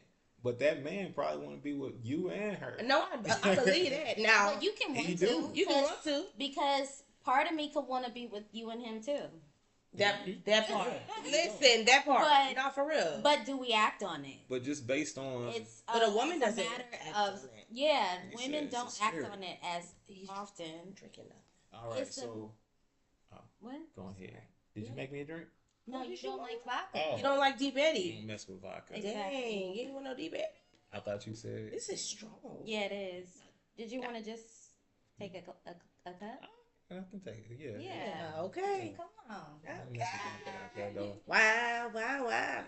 I'm trying to figure out what's going on with this dang camera. What's it? I'm trying to figure it out. We had a strong connection here, and now it wants to try to cut up on me like this. But what we finna do this is what we finna do. We finna go ahead. I'm gonna add my source right here. Oh damn. Why you give him the big one? Ooh, yeah. Don't put. Yeah. Go ahead. You take that. No, honey. You want some more too? Oh, shoot, that's strong. Okay. I got a question. He has a question. Okay. Question is, Brother Warsheep, do you have wives right now? No, sir. I do not actively have wives right now. Am I looking though? Man, listen. I'm trying to wipe somebody up, man, out here in this world. You know what I'm saying? Life gets short. Life gets challenging. Yeah. It's always good to have, a good family structure to be able to combat a lot of this stuff that's going on out here. So, that's my answer to that. Yes, sir. We're gonna see what's up. Yes, sir. Man, listen, it is a spirit. It definitely is a spirit. What spirit you talking about, Victor Jones? What spirit you talking about though? Because I got a notion that I understand what you're talking about when you say it's a spirit. I think being with two men. Ain't nobody mad but the devil. Being with that's definitely a spirit. That's haram. That's Jezebel wickedness. spirit. That's Jezebel. She loves this shit. I know that. She's Jezebel. Yeah, I mean, honestly, tell you the truth, I don't mind a woman being with two men. Just don't do that shit with me. wait. Flat out. You can go somewhere where they accept it, but don't not here. So I don't mind it. You do your thing. Not Is Okay. this a woman that you would even befriend, or would this woman? Hell no, I don't do Okay. friends like that. Oh, well, Yeah, what do I look like? A peon? no, not necessarily, but there are people who you've probably grown up with that are females. Okay. And so, do you consider them friends? Have you been with them Without grown up with? romantically? No. If it's a friend, then I wouldn't be with them romantically. Right. But I mean, would I be their friend? I would be their friend To a up until certain they got extent. into a relationship outside of me. Right. Then I would separate myself just because out of respect for the man. Okay. And that's just kind of how I'm built. I'm not going to continue to be your friend if I got a sexual attraction to you. Okay. Just for the simple fact that, I have that attraction there and you're in a committed space. So I'm not going to involve myself. That's going to bring insecurities to your relationship. Right. I prefer just not to be your friend so you can have a healthy Relationship. makes sense. relationship That makes with your sense. man. You feel me? Because I wouldn't want my, you feel me? So that's just how I feel. Yeah. So that's just kind of what it is. So, in your own relationships, you don't want your female having any male friends. I prefer not. No, yeah, absolutely not. What you need male friends for? What if you and a male friend become friends? Actual friends? Yeah. More than you? Yeah. I'll be fine with that as long as y'all haven't been like sexual, Intimate, right? with each other. I think that's fine. But Okay. I know for sure that if he's staying on business and he's by the code as well, like me, if he's like me, then I know that I won't have to worry about him. Right. And then we gain like a relationship more than you, then that means we're talking more than you. We Right. hanging out more. Right. And y'all been around each other for a while, right? I'm Yeah. talking you guys have to know each other Grew up for from- years. Yeah. Not like 2 years. Right. No. Not We 2 talking years. about 10, yeah, 15. plus. Yeah. Like this has to be like basically a cousin. like a family friend. Even then you still can't trust them though, right? Of course, because it isn't blood. But, Mm-hmm. okay. So that's the only way you would okay that? I would say like yeah, like if it ain't no weird shit going on, like I don't believe that two people like a male and a female, there's absolutely no chance for them to be like friends. There's a chance for it, right? But there's just like a different type of relationship between the two. Well, no, I actually agree with what you're saying.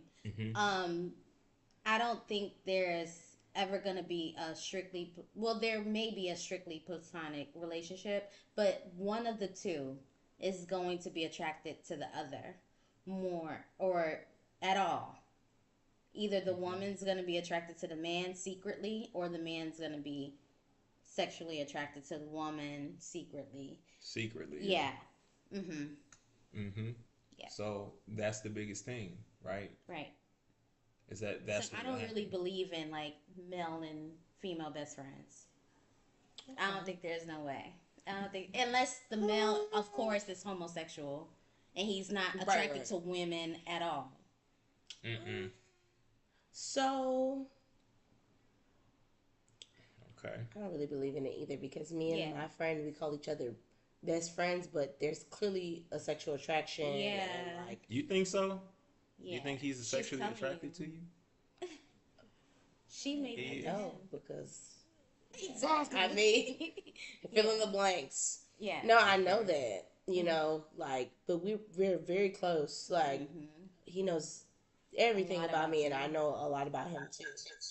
Y'all are just better off friends. I don't even know if it's that. I just think the place that he is in his life right now, and just getting somebody just moved out the house with him and things like that. Oh, I just yeah. think that that's better right now. I mean, I have 2 kids. I have a little bitty baby. Right. He's 9 months. Right. I So you think can't that necessarily. I think that it's important to be friends first before you be anything else. Yeah, that's I think friendship should be the foundation. Right. Because then when When problems and difficulties do happen, you know that y'all are compatible. Yes, see, but the problem is in my last relationship, friendship was the foundation. Yeah, and that's why it's hard to leave.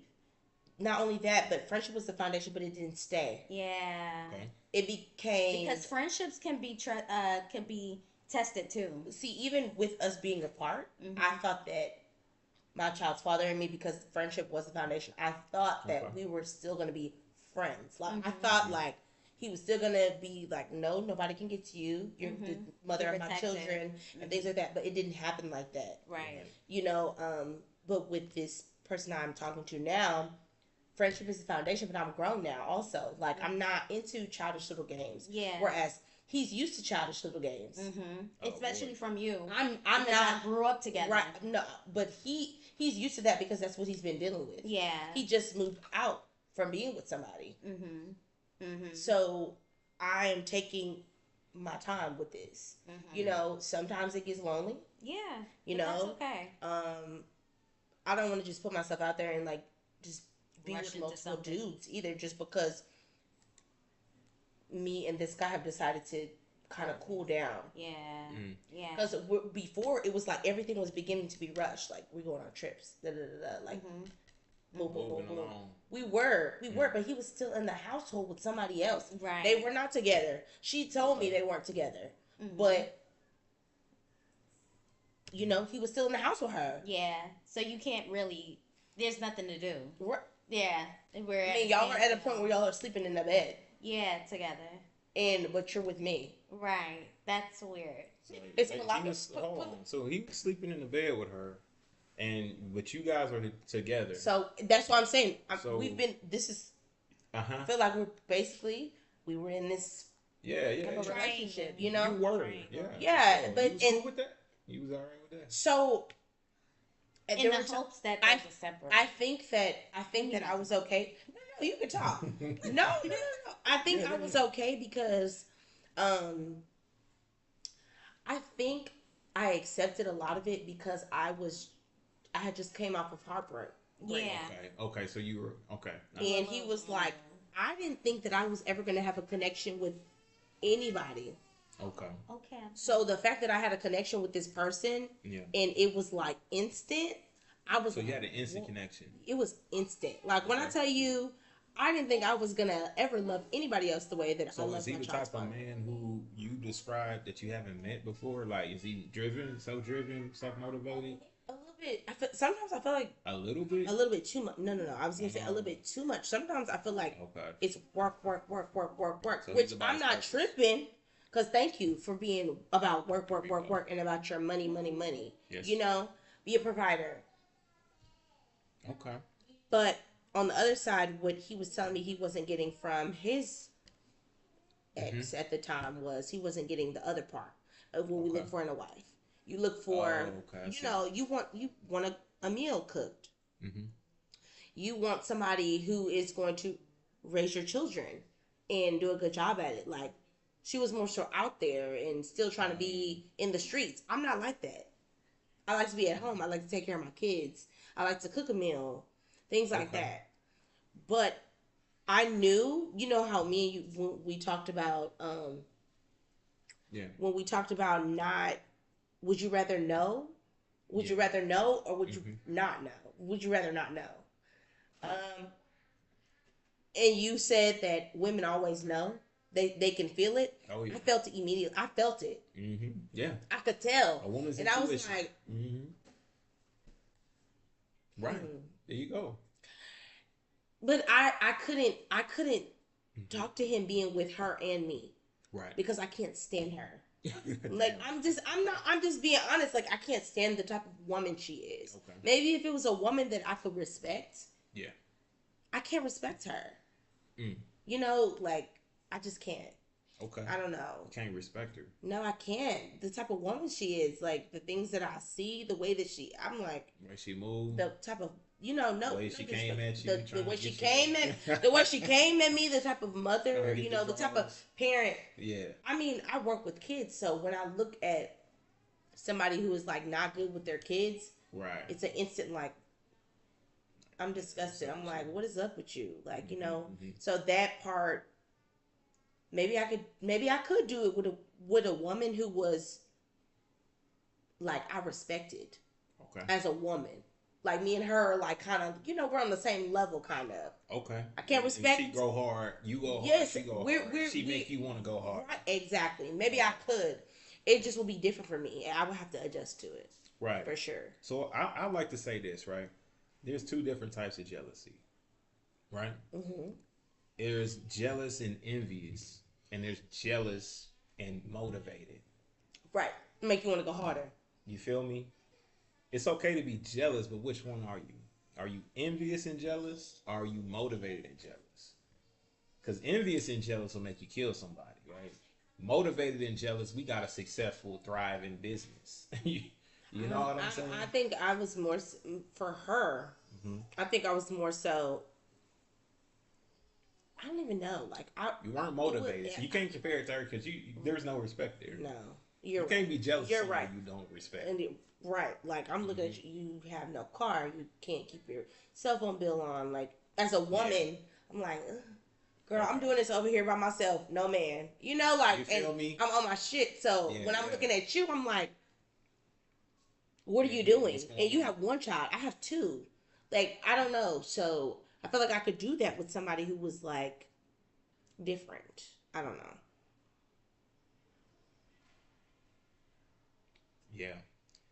Yeah, so I got Bernard who's saying this subject is difficult without your sister wives present to help these young ladies, which he's speaking about you too. But, you know, he's speaking from a perspective, and he's going to come from mostly a biblical perspective, right? Right. I get what he's saying, yeah. You know, maybe in another segment and having them on and having a comparison of mindsets, right, would be good. But for now, authentic version of who they are and where they're currently at right now, I think would be more beneficial to people. But you're not wrong. I think you're right. That's also the reason why we have elders, and which, you know, of course, our society don't respect the hoary heads anymore. But we need them. We need them to be able to help us and help guide us through relationships and things like that. And the reason why we're talking about what we're talking about right now, right? Yes. So they're very important, elders and all that. So you're absolutely right. But at the same time, we want that authentic where they're currently at right now, right? What was the comment? So you said it's very difficult without your sister wives present to help these young ladies. Oh, yeah.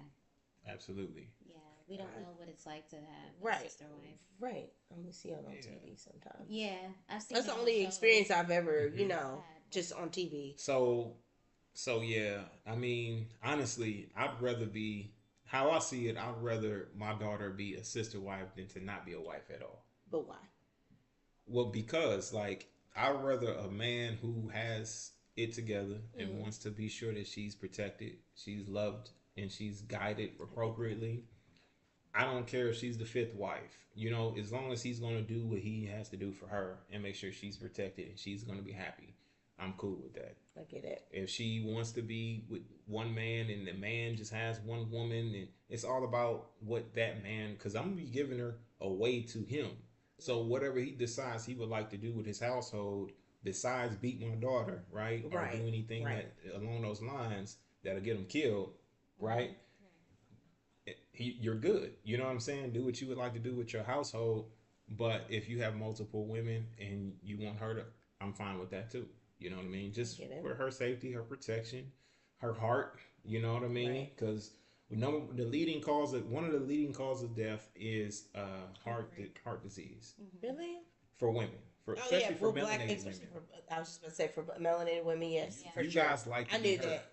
We don't like it. It's just that's what happens. That's what happens, and I don't think you can control the amount of times or how hurt you can become. Right. That's typically on someone else and what they mean to you, I guess, or whatever the issue is that's hurting you, or whatever is stressing you out. So, Okay. Yeah. Yeah. And it just goes back to the analogy from earlier with Bob and Raekwon or whoever we want to name. I'm just trying to, because between the stresses we go through as two separate races. Okay. If we're dying from heart disease and that stems from stress on the heart and things that have to do with our heart, what's happening in their lives that's different from ours, right? Okay. We know what's happening, but I'm just saying that those are the things we're looking. I mean, like you said, a lot of things are systematic for our homes to be broken. So that's that we didn't have a head start, and one of the leading divorce.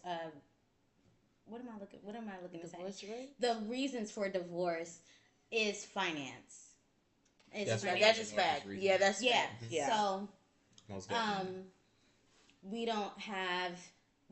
many black people that I know don't have an inheritance, don't have a trust fund, don't have a setup for their future. That is true. So that's already a hindrance, right? Yeah, that's a step back. Yeah, that's a step back. And then we have these other agents coming into place and tearing our households apart. Like you said, you mentioned Planned Parenthood, welfare. And so as the black woman, we're thinking, well, I don't really need this man if I'm on child support, if I'm on welfare, if I'm on... That's a way out. Like, shit, I got all these benefits. Well, I can survive.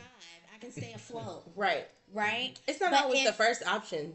You don't want absolute. That. Well, not some people don't.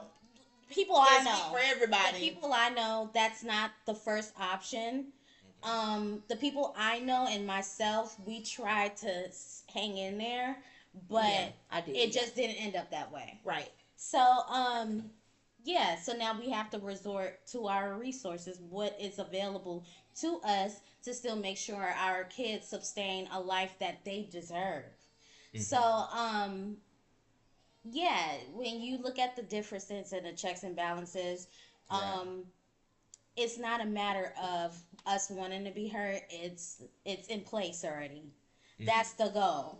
So black men have an agenda for you guys, and then they also have an agenda for us as black women. So that's another topic. Right. That's another topic because we're getting heavy on race and the melanated people, and I feel like if maybe of a lot of people did see that a polygamous relationship will help enrich our community and understood, it would be more acceptable. But just going off of the ways of society now, I relate to my sister when she says, oh, I don't want to share because we already have to share. Have to share? Yeah. Already have to share what? We already have to share our men. Because with whoever he chooses to. Voluntarily or involuntarily? Involuntarily. Yeah. We already have to do that. So what makes you guys think it's your choice at the end of the day? Whether we share or not?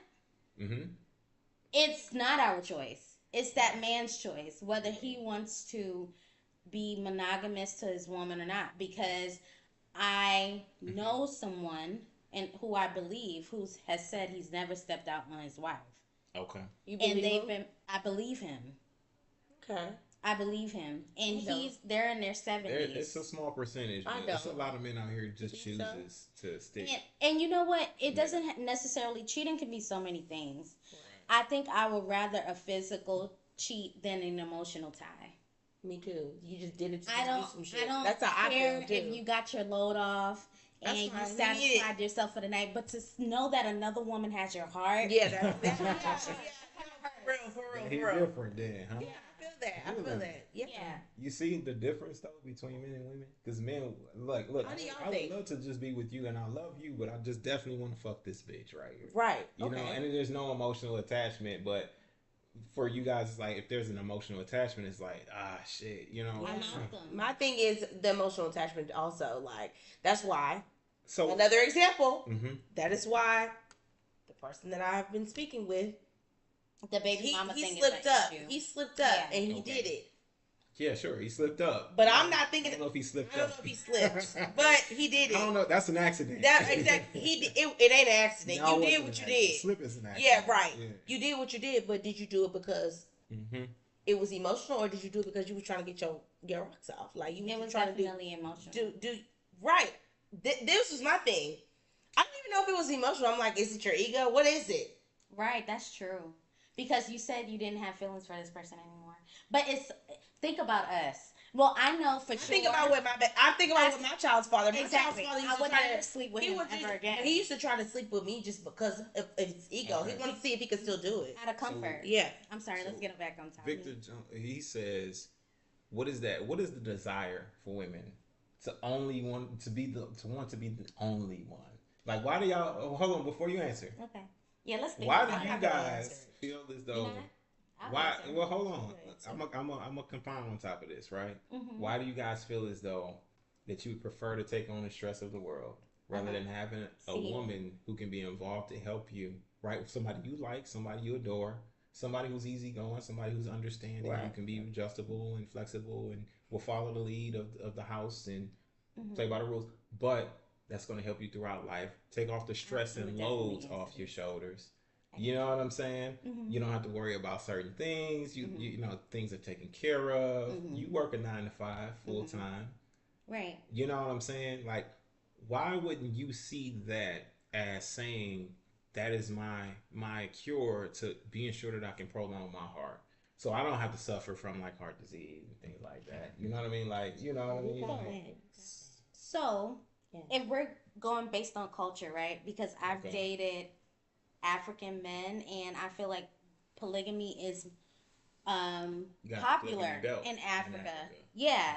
And I do know that there are men who are monogamous in Africa too. So when you say, you're basically saying, why deny the help? I'll deny the help because it's just that.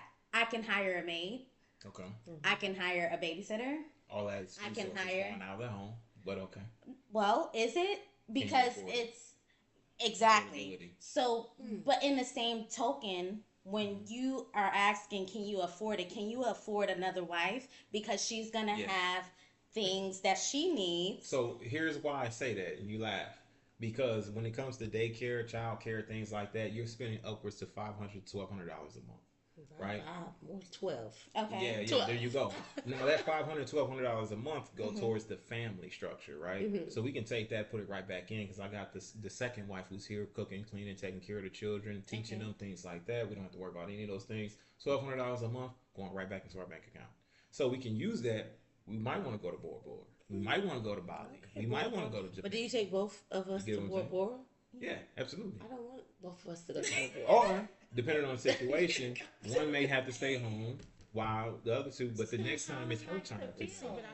And you say, never be but her that's time. because you don't have any love for your sister. But wait. You gotta have love wait, for but her. wait, You gotta but love wait. her. I don't care about sisters.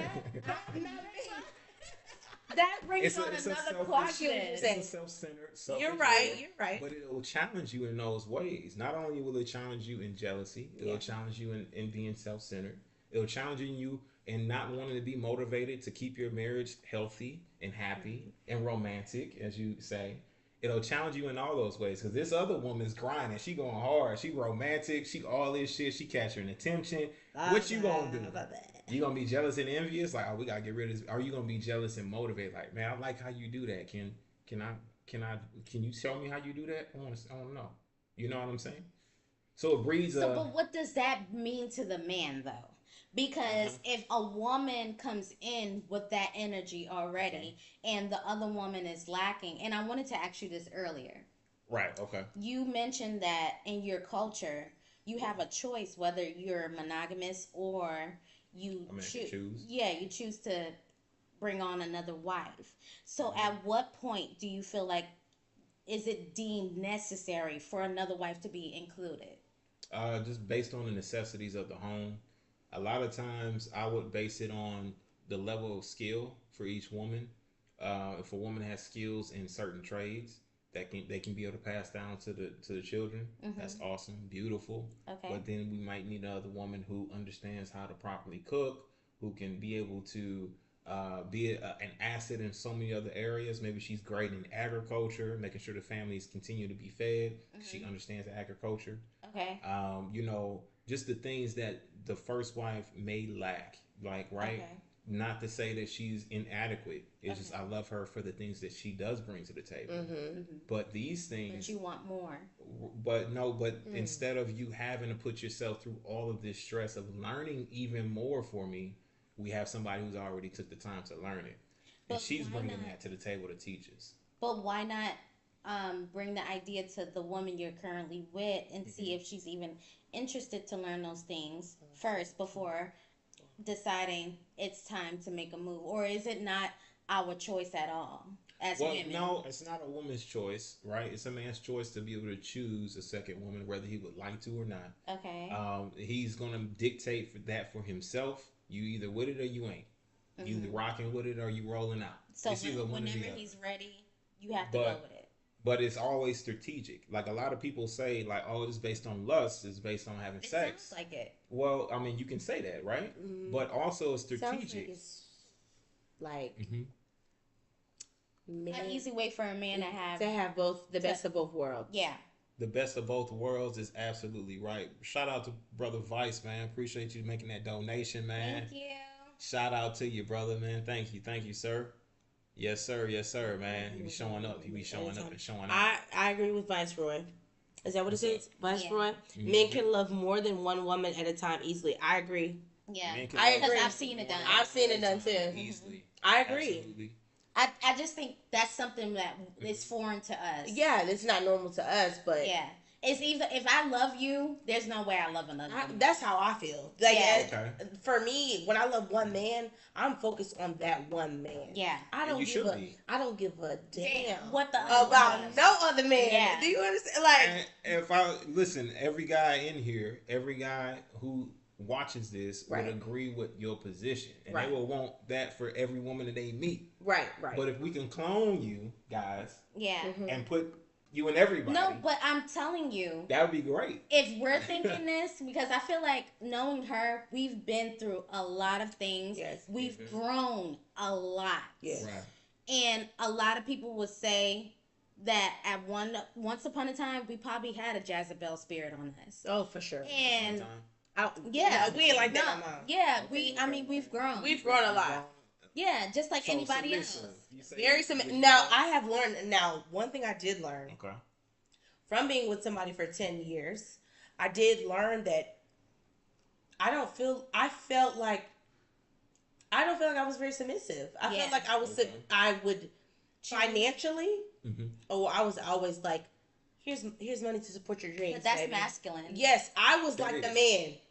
Okay, Yes, so you yes. take care of business. Yes, I was handling business, but he wasn't. So I felt like because I was handling business on the financial side, You I couldn't felt be like submissive. honestly, I felt like he owed me. Mm-hmm. I felt like he owed me But he to did. be like. Yeah.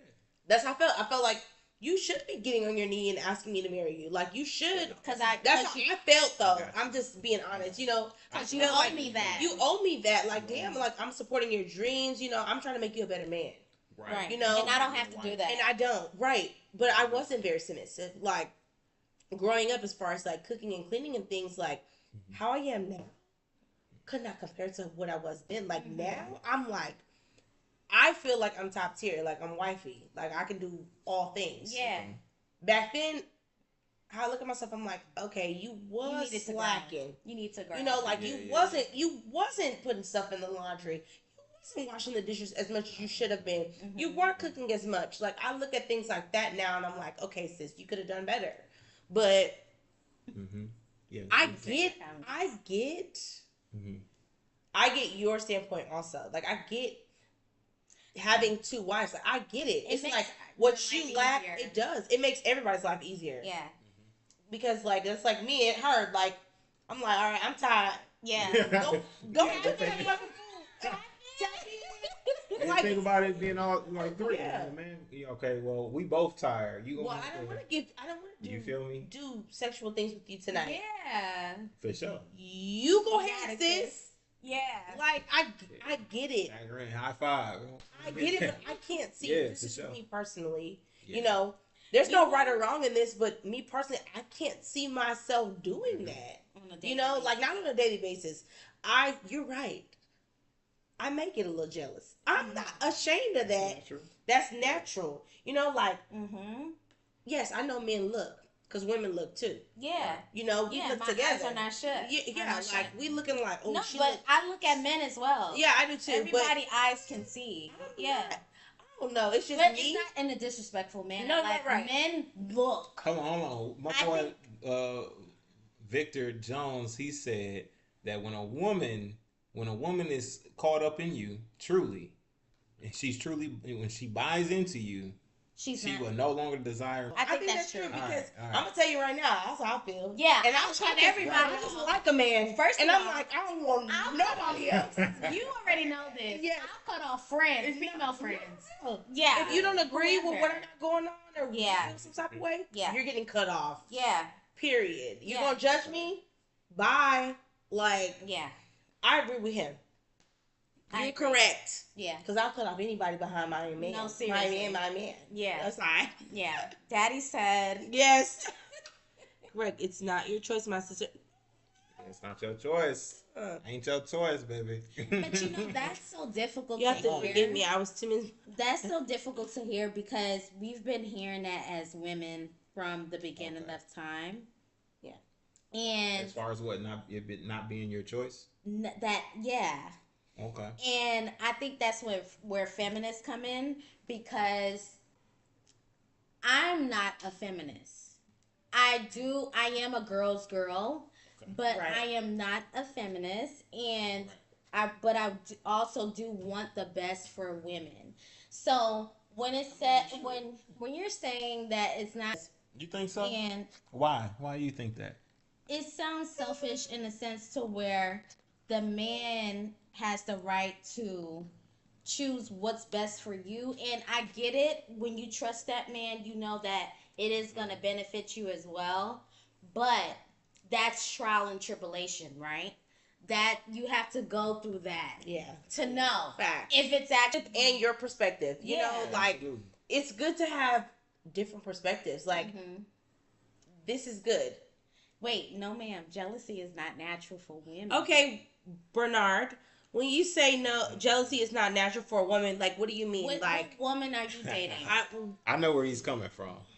Okay, so I'm gonna explain this, right? When he says jealousy is not natural for a woman.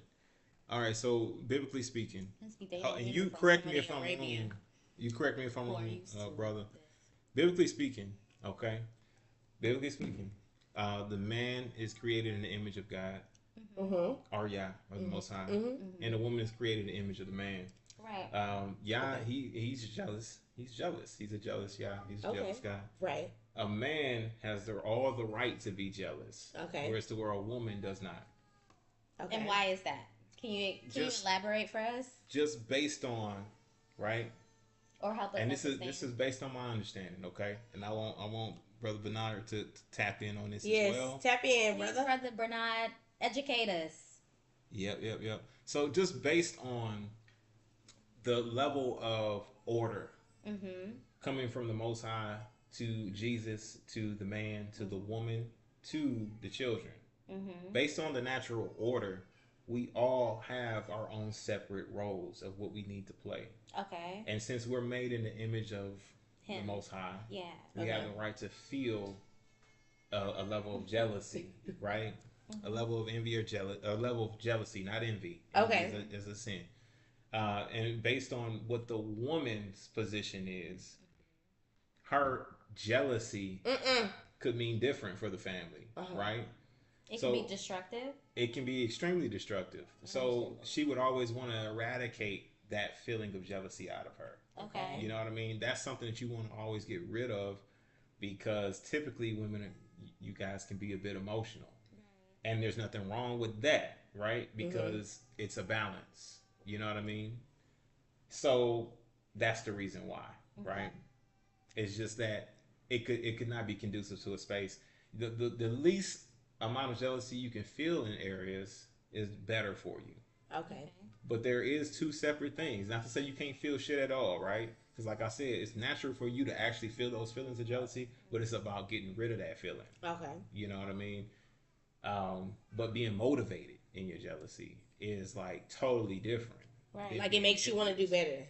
But as a man, when you realize that it's motivated jealousy that one partner may feel in this type of relationship, do you take it as, okay, she doing her thing, I'm gonna spot her out too? Or do you take it as, nah, this one started with it, so that's who I'm rocking with? As far as like if she's good at something? Like No. you pick and choose? So okay, let's use, hypothetically, let's use us for example, or all three of us. Okay. If me and Taylor were your wives, and Taylor I would be a is, damn good sister wife though. I know you would. I love you. I mean, But that's a connection. I mean, acknowledgement is a wait, step that brings forward. on another question that I have actually. Okay. If me and Taylor were your wife, Mm-hmm. and naturally she is better at making sure the kids are to bed by a certain time, taking care of the kids, and then I am better at household duties, Like cooking and cleaning, exactly, and stuff like that. Then I identify, oh wow, she's really good with the kids. Maybe I should start being better with the Motivation. kids. And I become better with the kids. Is it still something for you as a man where you feel that she's the best? Okay, so that's a good question. That is a good question. I'm a compartmentalize it. But yeah, so if she's really good to children, and we all identify that, accolades, you're great with children, Right. like everything, right? Right. I would definitely lean on her more Okay. because of her level of being just good with the children. I mean, you have your role that you're playing. Right. If you're becoming better with the children as well, and you're stepping up and you're doing more, I think that that's also something to be acknowledged, and also say, okay, well, she's doing it A, B, and C, but also I would leave it up to you guys to handle children. So That's kind of if what he said. she's, so if And she's, y'all need to learn from each other. right. If she's seeing that you're stepping up and you're helping out more and you're doing this, that, and the third, And she can then depend now on me. you guys can be able to share that load, and she can come to you and say, hey. So a relationship between the wives is detrimental. Like it has to be. It has to be like communication. It has to be a level of understanding. Like I said, compassion is huge, right? Yeah. All across the board. Yeah. It can't be a thing as to where it's out of balance. The women has to have just as much respect for each other as they do for that man, even more for the man, Gotcha. right? Because he's ultimately going to be the one to decide certain things. Okay. So, especially when it comes to the children, whoever's best with them would definitely, you would have to understand, even though you may have come first, if she's better, then give her that role because she's better. Yeah. You know what I'm saying? Yeah. Just And because it's not Kobe's about brand new in the first. league don't mean that you just sit him on the bench. Right. It's Kobe. Right. You know what I'm saying?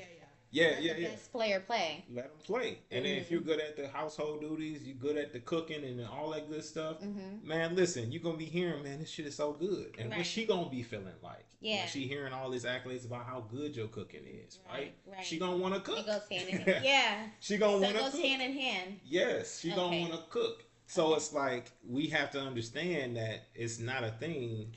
And then once you go cook and you make a dope ass meal, then it's you. Okay. Yeah. You know what I'm saying? But it's like a balance. Right. It's a everything's a balance. It has to be, and it's all about the man. It's all about who he is, whether he can handle the extra emotion, Right. and whether how balanced he is. Because you're only going to go as far as he is. Yeah. So if he's not in a good position to do this emotionally, physically, things like that, right? If he cannot That makes all of perform him. conjugal rights, you feel me? Good enough, right? Fair enough. You know what I'm saying? If he can't show you enough love where it's more balanced, right? Because I may come to you and say, okay, well, she really enjoys A, B, and C.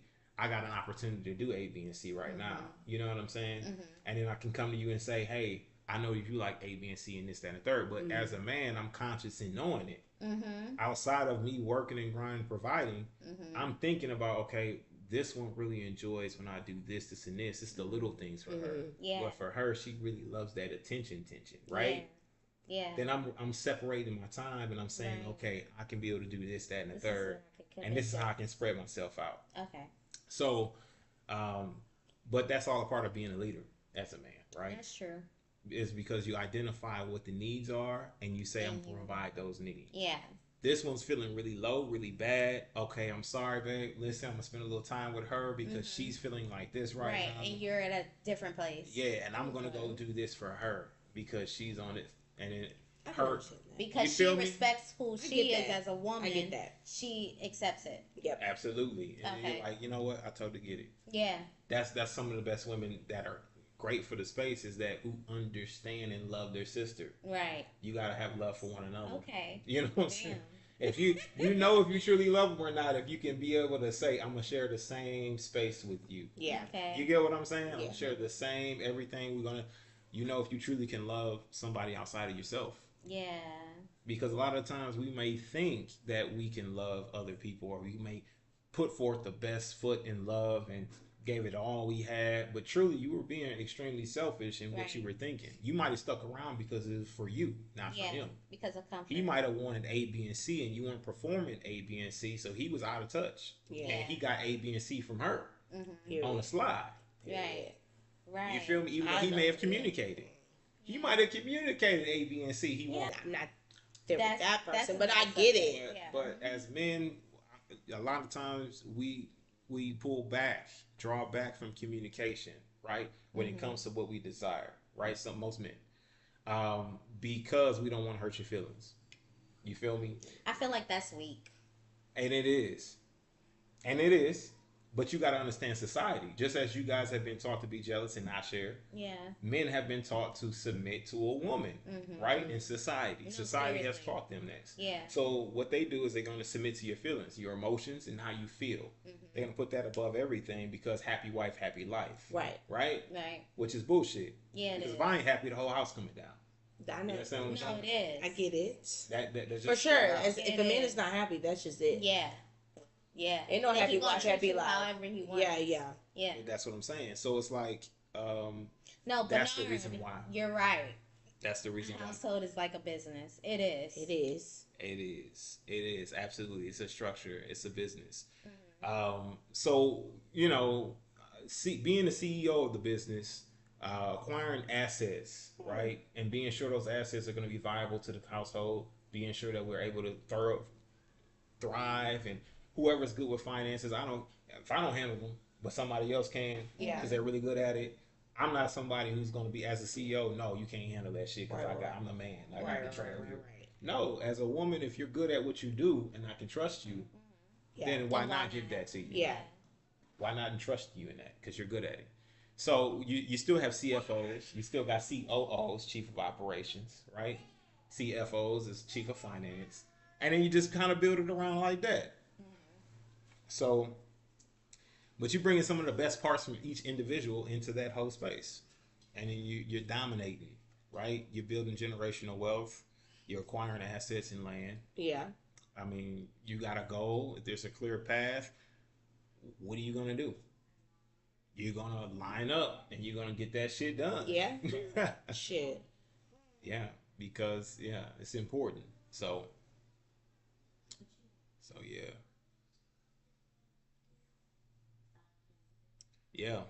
Yeah. And we have been taught to be effeminate, to be effeminate males, not even men. Even then with feminists, they still are trying to beat us down to a point as to where we're not even valuable in the fight. You know what I'm saying? Like, we have to be able to defend not only the women, but also the children and also society as a whole. And if the feminist agenda does succeed, then what men are you going to have left to protect you and defend you? Not much of anybody.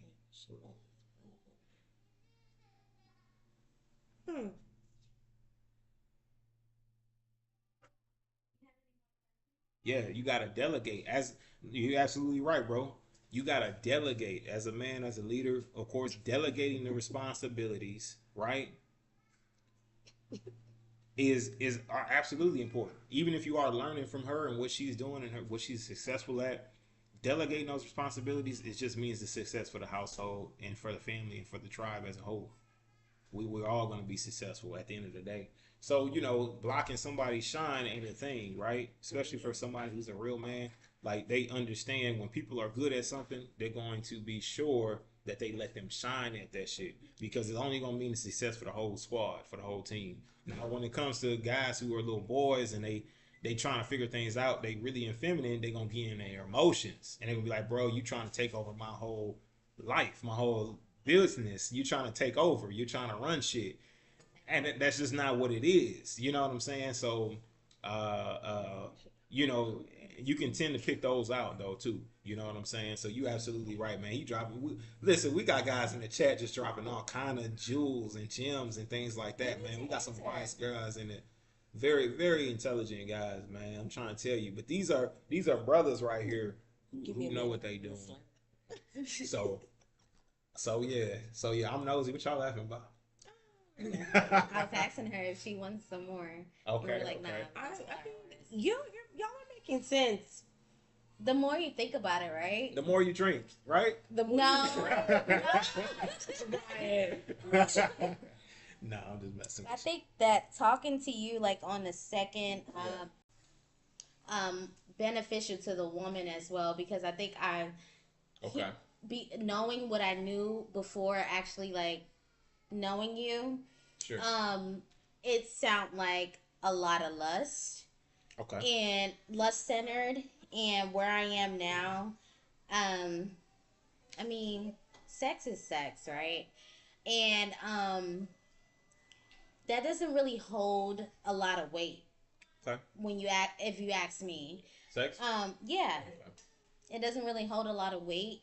Within a relationship, it's like, it can be a bit of a game if you have enough experience. Let me just say that. Mm-hmm. But then after hearing the logic and the spiritual aspect behind it, and then knowing what I know, because I'm a Christian, about the Bible. Got something in there? Well, she's not. Yeah. Sorry, guys. Hold on. Keep going. Oh. Knowing what I know about the Bible and what. I don't know if they can hear you. Oh, sorry. Hold on. Yeah. That's what to say. So she's gonna come back, and she's left off with knowing what she knows about the scriptures, about the Bible. Yeah, knowing what I know about scripture and what it is to be a virtuous woman. Right. It kind of lined up for me, and I think initially I would be afraid because I don't know if that will be right in God. I didn't know if it will be right in God's eyes. Okay. For me to be a second wife, or because from my understanding, I was thinking that was more of a like Islamic belief. Okay. But also knowing that the Quran and the Bible is just separated by one factor, and the beliefs are really just aligned except for one thing. Right. It makes a lot of sense. Okay. So, I've come from being a skeptic to becoming, I don't want to say like a believer or agreeing with the lifestyle as a whole, but I am willing to try it. Right. To see if it benefits my life, right. or if I can succeed in this sort of relationship and be happy. And it creates a level of genuine happiness. Yeah. And contentment. Yeah. Right. Okay. Well, I mean, biblically, there's all kinds of different things that associates with it. And, I think if it was not intended for the Most High to make it to where honestly, I think it's more protection and more benefits for women than it is for men. Men have all the burden in the space because they got to be sure that everybody's provided and taken care of.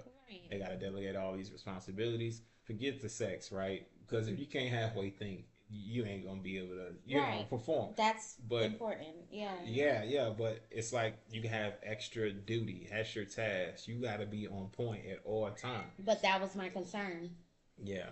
That was my concern. How can I create a stress-free environment for my man if he has to worry about me and another woman? There you go. And that's what it's all about, is being able, because think about it, right? Like if the woman, you got two women here and then you got the man. The man is going out, he's taking care of business. Let's say you got another woman who's also going out, taking care of business and providing as well. And then you got one woman who's staying home, taking care of everything at the house, which is not, that's a whole job on its own. It is. It's And, even harder than the right. woman working. That's difficult. This is a More calling. difficult. Yeah. This is a calling. Yeah, This is seriously. this is what Everybody really ain't able. matters. But we're all synchronized and working to be sure that women do not have to be on the job. Okay. And that we have self-sufficiency in business, right? Successful businesses that are thriving and providing for the family house, right? And that, at this point, we're working towards something that's more sustainable. Like we have land, we have trust, we have everything that's built up, right? The structure. It's like when you consider it and you think about it, it's like, well. But those were my sentiments exactly. So why fight? So the Most High is giving you a option to have assistance. Yeah. And somebody who you love and trust and care for, right? And who love and trust and care for you and the family the same amount. You don't want to send them off to somebody who may abuse them, take your children and fling them across the room or some shit, right? Somebody you can't trust. Somebody who understands what the mission is and want to work toward the goal and the mission and pursuing that. So it's like there's a lot of protection and safety for women across the board in this, just for those reasons, Yeah. Yeah, but a lot of things in the scriptures or in the Bible is protection for women. Yeah. A lot of it speaks to protect women, and also it warns a man of a wicked woman. Right. Because it doesn't speak a whole lot about a man, but it speaks a lot about a woman. Yeah. Right? Yeah. So it's like in that protection, in that love, because he's the best of planners. Right. When he's offering you this space, like, hey, you can get past these. And jealousy is not necessarily like envious jealousy to where it's like, or the level of saying, hey, I don't want to share, right? Saying being selfish in that way. That is That's something you can grow from. Well, it's not a fruit of the spirit. Right. You know what I'm saying? Right. So we can say that everybody has it though. Has what? A bit of jealousy within them. Okay. Yeah, and we all deal with the spirit of jealousy. Everybody does, and it depends on what you do with it. Yeah. Right? Are you communicating? Are you saying, hey, you know what? This is how I feel, y'all. I'm feeling like blah blah blah. Like I'm feeling like I'm not being loved within the relationship. Yeah. Right, within this space, within the relationship. I feel like I'm not getting enough attention from him, or I feel like I'm not getting attention or being heard enough from both of you or from her. So can I ask a question? You know what I mean? Yeah. If this issue was to arise, right? What if both women were feeling the same way? How As would far you as what? they're not getting enough attention from you? Oh, both women are feeling like they're not getting enough attention. Does that happen, or is that seldom? I mean, in my experience, no, it never happened. You know what I'm saying? I've never really gotten a complaint other than like it being related to sex, and it's not based on lack of performance. It's just based on, well, I want you to do this with me rather than you did it with her. But you did it with her, like that type of thing, right? Okay. So how do you fix that sort of issue? How do you fix it? Do you now? Well, it's an understanding, right? Because a lot of times, and I'm going to say it like this, right? Because I'm going to put it plainly. A lot of times women go through a string of emotions that's more childish than it is adult. Yeah. Okay. And they can want what they want. I agree. Right. But they're not really thinking about it like in a more logical aspect. right. And so since they're not thinking about it that way at that moment, what they really need is more encouragement, reinsurance, right? You need some reinsurance that you are performing properly, right? Because you might feel like, oh, well, you didn't do this with me on this day sexually because I wanted you to do this with me instead of with her. But you might be feeling inadequate because you may, oh, well, maybe my sex ain't good enough and he just like it with her better. Yeah. But really, that's not the case. It's just that he's being sure he's balanced. You get what I'm saying? He should Congo rights are balanced. That's not the case. He's thinking on a whole different level. He loves what you do. You get what I'm saying? Like I love what she does, but I love what she does too. Yeah. You feel me? Yeah. But we want balance. And if one person gets the love all the time. Yeah. But communication is always key. So communicate. Hey, this, that, and the third. Oh no, don't ever think that. Nah. I love that you are this way, that way. Like, don't ever, you gotta always communicate and express what you are saying. You gotta always do that. Because that way you can leave all the demons out of the relationship. Okay. They're pissed when you communicate with the man and let him know what's going on, or with everybody as a whole.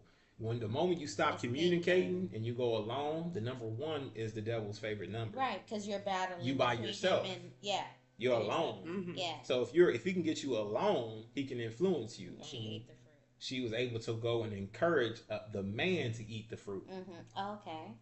It wasn't about her eating the fruit. Right. Because like I said before, Adam, they were both considered as Adam to God. There wasn't Adam and Eve. He named both of them Adam.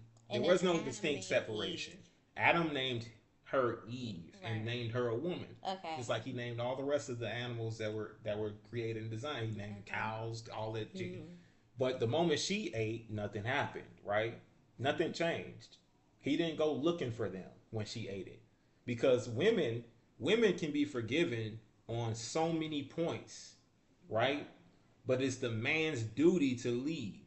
And he can be forgiven for it, but that's when you're in trouble. A man can be in trouble for not properly leading. A woman can be forgiven for trying to usurp authority. She can be, y'all women got it good with the Most High. Okay. As long as y'all understand grace and understand repentance and understand how to fall in line and be what you need to be, it's up to the man to lead the woman in the ways that it's totally on him. And if you're not led properly, it's his fault, not yours. Meaning you can gain the kingdom for not being led properly, but he's going to go to hell. Yeah. Because he didn't lead you right. I like the sound of that. But that's the thing. That's the thing. That's the thing though. Because it's your duty. It's my job. So when he ate from the fruit, that's when the Most High, they saw their nakedness. That's when the Most High started to come look for him. Where you at, Adam? Yeah. Both of them were Adam. He didn't consider her to be Eve. Right. And that's when everything started to change. It's because he ate. Not because she ate. She would have been forgiven. Hey, he would have came to Most High. Hey, please forgive her. He would have been like, okay, she good. Yeah. You feel me? Like, but, since he did it, he broke the covenant. Now it's time for judgment. So that's just kind of how that goes, Okay. He said the man sets the schedule. It's a business. You have your days, you have your weeks. Okay. In my intimate relationship with one wife, I do not discuss with the other wife. Okay. Bernard, I'm interested now because you've been a consistent viewer. Do you have wives, Bernard? And what's your experience? What you said there. And that's a lot to type. I'm gonna have to bring them in. So intimate relationship with one wife, I do not discuss with the other. So I would say yes. He does have multiple. He has two. Okay. Yep. So what he does with one, he never finds out. The other one never finds out. But I'm asking you, Barack. So that's more intimate. How do you run your household, or is that something you're not willing to disclose on the internet? I mean, I don't really mind. So it really depends, and I think for these guys too, who's also commenting, It really depends on what the situation is. If it's something that he's talking about with that particular wife, and he wants her to perform certain things, then I'm pretty sure it's not discussed amongst everybody. It's personal.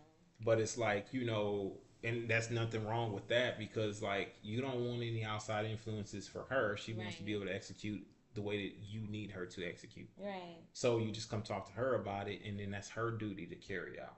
Right. I think we discussed this. Right. So and that's fine. That's totally fine. But if it's like as a whole, as a team, like, hey, we're coming up on this point and we gotta save this amount of money in order to accomplish this goal. Yeah. That's an everybody thing. Right. We all gotta discuss something like that. Right. Because we all gotta understand what we got where we at. So I guess that's the difference in communication. Communicating with one based on what I would love for her to get done, and then communicating with the other one based on what I would like for that one to get done. So yeah. So that's what that, and then everybody talk, especially when it comes to like issues or something. Yeah. Then just talk about it. Everybody wants each other, or if you just want a one-on-one, say, hey, I just wanted it between us, man. This is what else is going on. Okay. And then it's fine. It's be respected. The other one doesn't have to necessarily know about it. It just is what it is. It's based on privacy. Yes. Which one was the one? That's right. Absolutely. So basically, yeah, that's right, because like it's all situational based. Okay. And then based on the request, like I'm not the type to hear a request and say, hey, I would like to stay between us, and then I'm talking. You get what I'm saying? Like you stay between us, okay, fine. Right. You get what I'm saying? Right. But what I would do if it's something that needs to be discussed amongst all, it's like, hey, you know what? You might want to consider bringing this for everybody to hear. You know what I'm saying? But you good, but you might want to think about this so we can be able to really talk to everyone. Just for me to keep my integrity with you and respect, and that way you understand that I'm not finna be out here just blabbing and talking. You get what I'm saying? Yeah, I get it. And I would want you to make a decision. And then if it's a problem with the other woman, right? Because we haven't really gotten to that, because there's issues that come up. Yeah. What the Bible says to take your issues to them and them alone. So what it says, you got to out with your brother, you go to your brother and your brother alone, which you should do that, right? And talk to them, see if you can gain them. So that's what you should do. Go to them, say, hey, you know what? You gave me some attitude on this. I really want to know why. Why are you upset? What's going on? So she kind of had a bad day, right? And it's always good to go to them and just talk to them, see what's up, especially if you love them, especially if you care about them. You get what I'm saying? Yeah. Yeah. So yeah, that's the biggest thing right there.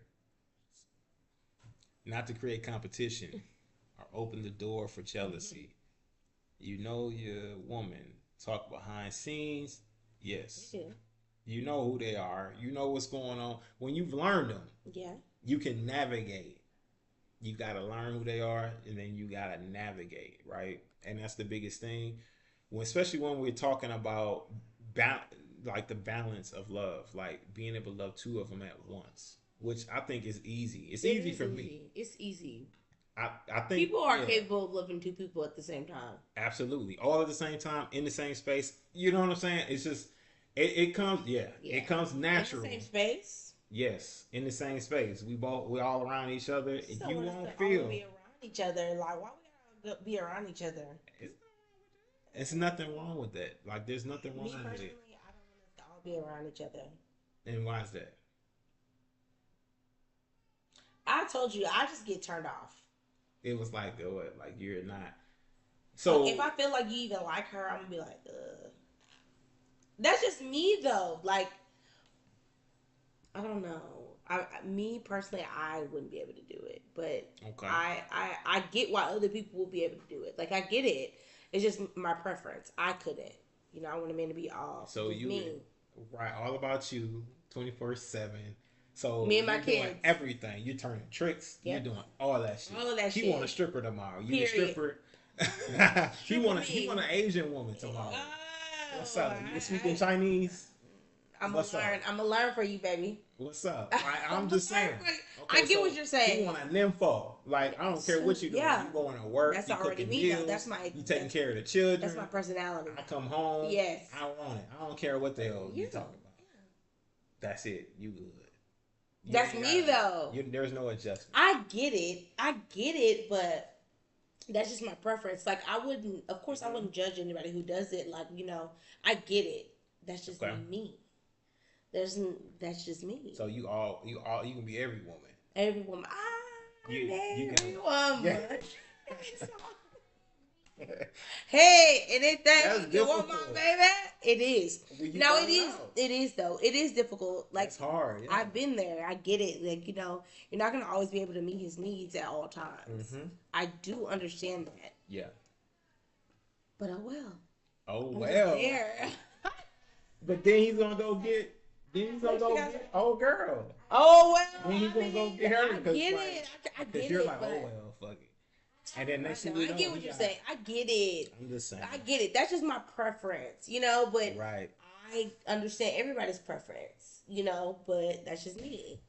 You can't judge me. I think when you don't give women the choice, that's extremely controlling. You think so? Yeah. The choice of what, though? Of knowing whether she's capable or not. Capable of handling the situation or space? Yeah. Okay, so when you get in a relationship with her, commit, and then you go and get another woman behind her back. Yeah. Okay. Okay. If you haven't voiced that opinion that is controlling. That is controlling. Yeah. If you haven't voiced to say, babe, you don't clean up. You don't cook. You don't work enough. Mm-hmm. You don't do this, that, and the third. Baby, you need to tighten up your appearance. Exactly. You're not as attractive. I would like to. I feel like that's control, because you never gave me the opportunity to say, okay, baby, I need to work on that. Yeah. But when you've given the opportunity for that to be worked on, and you've seen at least 2 times, 3 times, because it takes a man less to move on, to move past that point more than a woman, right? We gonna let you know about 10 times before it's like, okay, he's not listening. But when you don't give that choice or that option, then you're controlling me to be a part of whatever you decide is best for you. So that's why I asked the question as to, at what point do you feel like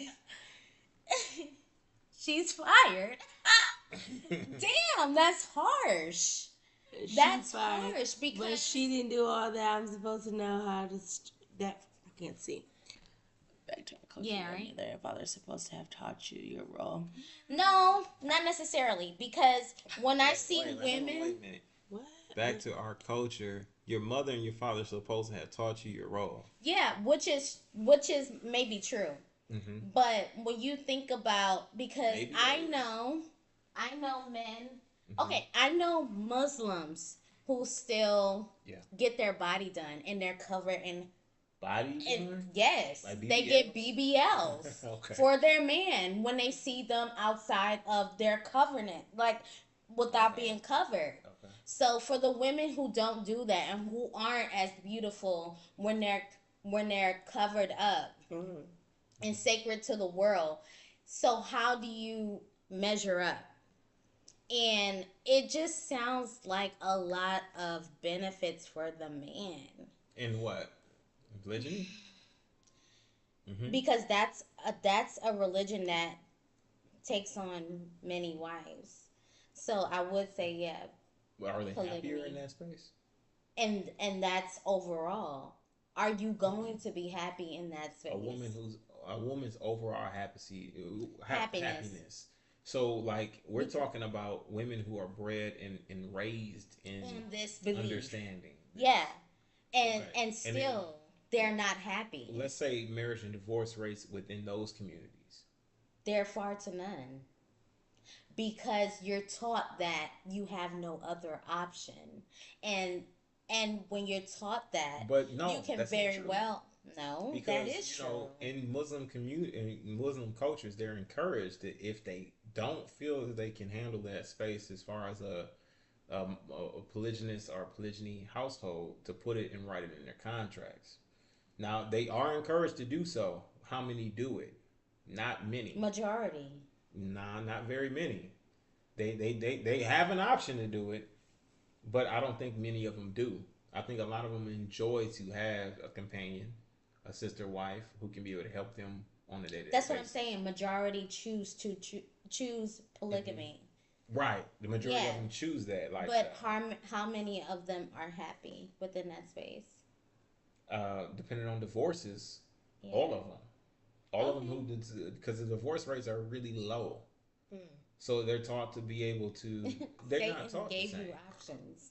Damn. Yeah, Satan did give you options. You know what I'm saying? But that's Satan do actually give you options. that's really hard to rationalize in today's day and age. Sorry, in today's day and age, because how do you survive? How do you not get that heart disease if you're not genuinely happy? How do you Oh. survive? It just, I think that It's we faith? can operate based on assumptions. Faith. Well, no, it's not on faith. It's on experience, right? And if you haven't experienced it, you can't fathom it. You can't wrap your mind around it because you've never been in it. So you're constantly looking out, right? And you're going based on assumptions and presumptions, and you being presumptuous, right? But it's because you haven't quite been in there. You haven't quite been in that position to where you had to make a decision whether to go left or right, or what it's actually like. And anything that you have not experienced, you typically fear. You're afraid of it. You don't know how you would act, or you don't know how to receive it because you've never been in it. You know what I'm saying? But once you get in it and you're like, well, shit. Wait, can I cut you off? No, Victor. Happiness is not tied to a woman being the only one, but I'm gonna say happiness is tied to her own personal joy, like Bernard mentioned.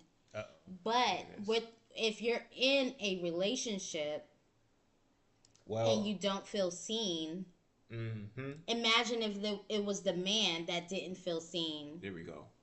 What sort of happiness or joy would it be to come home at night?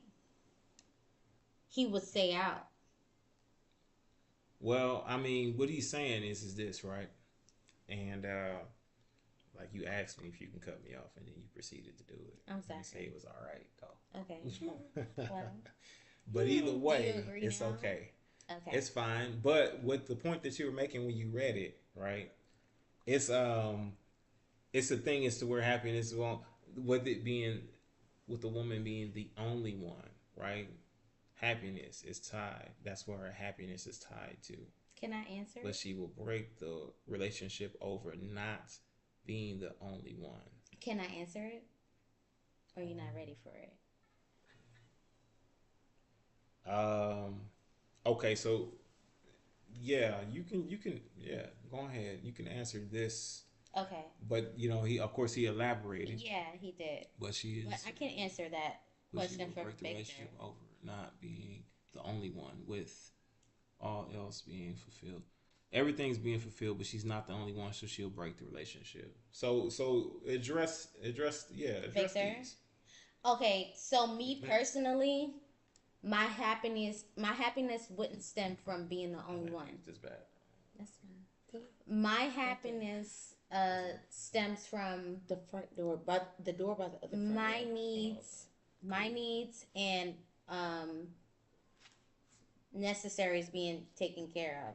Am I getting an emotional connection from this man? Is he taking care of business? And is he present within the home? That's where I stand. Because if not, then what's the sense?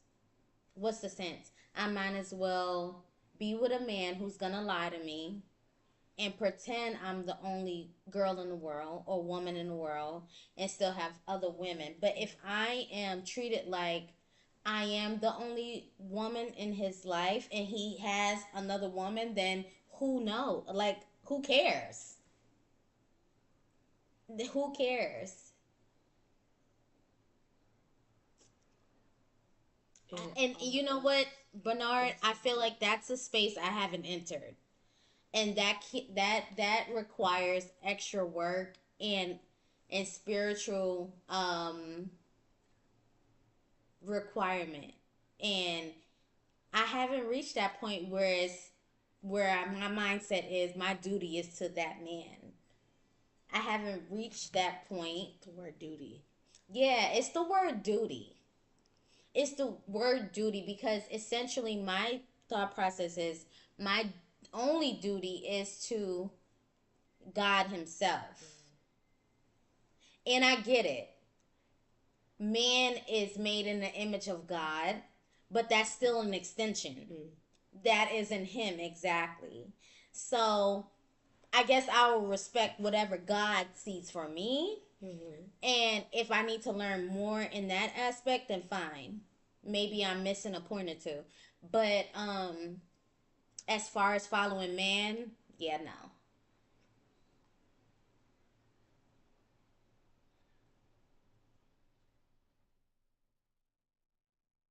Yeah, that is if I don't have a husband, and I don't. I do not have a husband.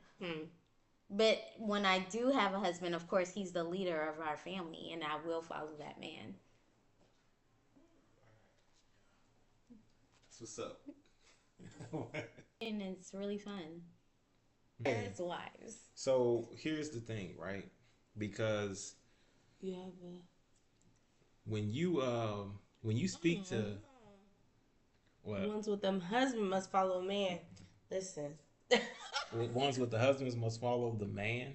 Well, that I'm What you willing to feel do. about that? I'm willing to do. I am too. How do you feel? But I'm dating. I don't have a husband, or I don't see anyone fit as a husband. And I don't see myself as less than because I don't have a husband. Yeah, Why that is too. that? I just don't. Like, I'm very secure within myself. That's just me though. It took me a while to be like that. I don't have to have a man to feel secure within myself. Now, do I want a husband? Yes. Do I want to, and a girlfriend? I understand that. I feel the same way. Boyfriend and girlfriend to me is, we might as well not be together. I'm not talking. That's about how I you. feel. He said, "I'm not talking about you." Oh, I'm just saying. Okay. We understand. Yeah, get it but together. I'm just saying, don't get me together. Get it together. I'm just saying. Yeah, I ain't talking It just doesn't make me feel any type of way because Yeah, I it don't have a doesn't make me husband feel or anything. greater or lesser. Yeah, it doesn't. I would love a husband. Okay. Really? I just want. Truly. I would want a husband, but I want Yeah, that's true. a man who is Okay, worthy Bernard. of being a husband. And a lot of people say that to me. What you? When they virgin. especially my African clients, You have had a husband. they're like your Okay, husband. I see. Yeah. Okay, So is that a spiritual husband, Bernard? I've had a husband. I feel like shit. I mean, shoot. I've been engaged twice. I mean, Yeah, my same, kids are with that right? same person. Right. He's been my husband. That's just how I feel about it. But It didn't work. Jimmy, I was telling. Oh no, I don't think it's personal. I'm just letting you know. It doesn't make me feel any way. That I don't have a husband. I would love a husband. He just got to be somebody who's worthy. A follower. I need to respect him. I want to follow in his footsteps. I want to be like. And Yeah, I think it's okay to, as women, not just follow anybody. Yeah. Yeah, you have to be worthy. Yeah. That way I can follow you. Yeah, because if I'm not just about to follow anybody. Sex Sex is is marriage. marriage. It is. I agree. I have Sex is learned marriage. that. I have learned that. Yeah, but So that takes your learning. first husband was the guy who Ew. took your virginity. Yeah. That's what? That's Girl. your Another husband. joke. Yeah, actually, it's true. If he's still living, that's truly technically your husband. If he has not written a bill of divorce for you, which he probably hasn't. Of course, they wouldn't know to do that. It's not their culture. Ew. But that's if you follow the Bible, biblically speaking. Oh no, I'm not No. being negative, No. my sister. I'm coming biblically. But Bernard, we do get that. I like you, Yeah. Bernard. Yeah. So I mean, Mhm. I get that too, though. I get that. Yeah. I've heard a lot of, once you have sex with somebody, you're like, You have There's a you soul have tie. spiritual ties. Yes, it's Yeah. soul ties. It is. Soul ties, I feel like they're very much real. I get it. Did you know that sperm cells can live within you for at least 2 weeks? Yes, I did know that. That's I did know crazy, that. right? I did know that. That's But crazy. sperm cells don't live in me. For Right, you this is can't the give me female. sperm cells. I mean, I create them, but like So do you believe you feel me? create life? I create. Well, yeah, of course. They do. Men create life, They do. and we give that life to women to Okay. develop. Okay. And you guys develop it. You do a great job at it. Most of you, you know, most of you, except for the ones who can't produce life. Which is sad, right? That's unfortunate. It is very unfortunate. You know what I mean? Because they probably make great mothers, better than the ones who actually got them. They would, because they are the ones who actually yearn for being a mother. They want to be a mother, and they actually take it seriously. So some women out here, man, yeah. So that's just kind of what it is. It's men give life, women produce it. And then every purification, they are shedding an egg, so they're producing a dead egg until a man gives them life. So, biblically speaking, yes, your first husband or your husband was the man who you laid with and took your virginity. But here's the other side, the flip side of the coin, biblically speaking, for that man who took the virginity, he's held to a high standard because he's not supposed to put you away all the days of your life. Right. He's supposed to be with you. He's supposed to have stayed with you and was committed. I'm right? glad he did it. Yeah. But you got to choose better. You're right. Yeah, you're right. But I'm so glad he didn't. Yeah. Ew. Yeah. I wasn't even thinking like that when I lost my virginity. I don't think any. No, you're just like, want to just get it out. Just the do way. something. You probably just wanted to get it out. I the way. wasn't even thinking of it like that. Not What it's seriously like. that. But now, as I'm older, and I'm a little bit more knowledgeable, like. Right. Yeah, and you take it a lot more seriously. Yeah, but I feel like I even have a soul tied to who I'm Whoever talking to now. Yeah. I could tell. Have a soul tie? I do. Okay. And why you say that? I could just tell. Yeah. Like it's emotional? It's emotional. Like, I just feel like we are like In sync with a lot of things. Like, Okay. And why do you say that? Like in sync, like meaning thought wise, you think of him, he calls, like yes. what type of thing? So yes. So for example, That's like just how it looks. it's weird. Like I'll be on the phone with somebody else and I'll be thinking about him, and then there he goes. It's either a text message, a call, or like you need something. Like it's weird. I'd be like, why are you just thinking about you? What's going on? But is that natural? For sure. I mean, yeah, it is pretty natural. From your perspective. My perspective, yes, it's pretty natural. All things that you do, it does create energy. And when you're thinking about somebody, especially if you're talking about them, it does create that energy. And back in the day when cell phones and everything didn't exist, this is how we communicated. Yeah. When nothing exists. That's why, you can ship a man all the way off to Germany and he's fighting a war thinking about his wife, and his wife is feeling him thinking about her. Yeah. You know what I mean? And she's able to wait for him because she knows that it's the way that we communicate. It's like telepathy. But, the truth is that it's real. You know what I mean? It's not just, yeah. Yeah, I believe that. Right. It's like a connection. It is. It's a physical connection, but technology does separate that. It makes it less potent, and you realize it less. You know what I'm saying? You don't appreciate it as much. Yeah. Yeah. I agree. Now that I'm older, I'm like, yeah, I get it. Yeah. Right. But this just the intention. The Most High has made this as the intention. You know what I'm saying? Yeah. So his intent was for us to be able to do that with one another. Okay. Okay. So is that low on the Richter scale, or is that something that lets you know if you have that sort of connection with someone, that's just natural, or does that mean to you like maybe we have some sort of chemistry? I mean, chemistry is another thing. Chemistry is based on verbal. It's based on emotion. It's based on spirit. How level of connection. Now, this is a spiritual connection. This isn't, you know what I mean? On a lower level is based on chemistry. Right. Chemistry is lower. Right. Spiritual is up here. Right. Meaning you can be able to lay with this person. You can probably have sexual intercourse with this person. But meditating with this person during sexual intercourse is a whole different level of spiritual connection. Right. Right? As opposed to just going to have sex with them. Right. Like you can just go in and have sex with them. But if you are able to meditate with them without necessarily doing a full act of having sex, but connected with them at the same time in meditation, and you guys are connected enough to where you can be able to visualize each other's thoughts during that time, you know for sure you're connecting with that individual on a spiritual level. Yeah. Well, no, it's not about telling them what you have to do with your body. It's about that mind connection, the connection of the minds, seeing and envisioning what each other are thinking about at that time when you're meditating, and not even really doing anything sexual, but just sitting there.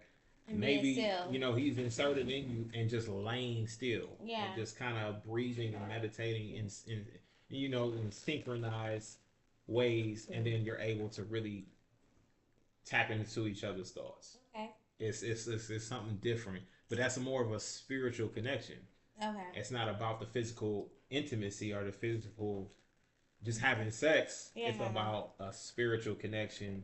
Right. And meditating, whether it be on the word, whether it be this, whether it be that. Yeah. But it's a level of appreciation there too. No, it is. Because well, that's another topic for another day.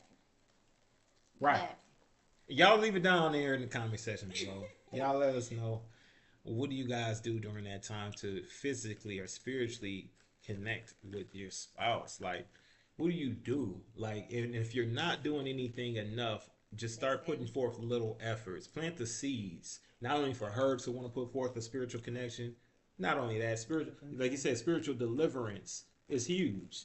I think a lot of people don't understand where that comes from. But, spiritual deliverance and being able to say, hey, let's talk about the issues. Let's get them all out on the table. And then let's take it to the Father.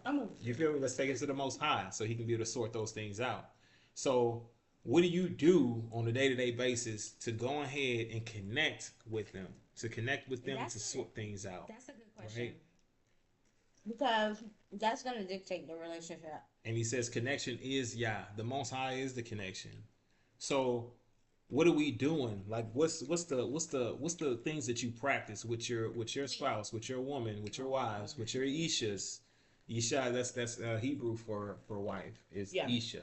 Okay. Oh, okay. So with your Ishas,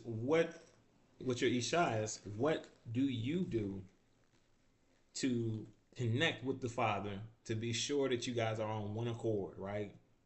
So you all are one, like they say in the scriptures. It's not three Godheads up there, right, and they saying they all one. No, they're all on one accord, meaning they're on the same page. The Father, Son, and the Holy Spirit. They're all on the same page, meaning they have the same information, but they're not all God.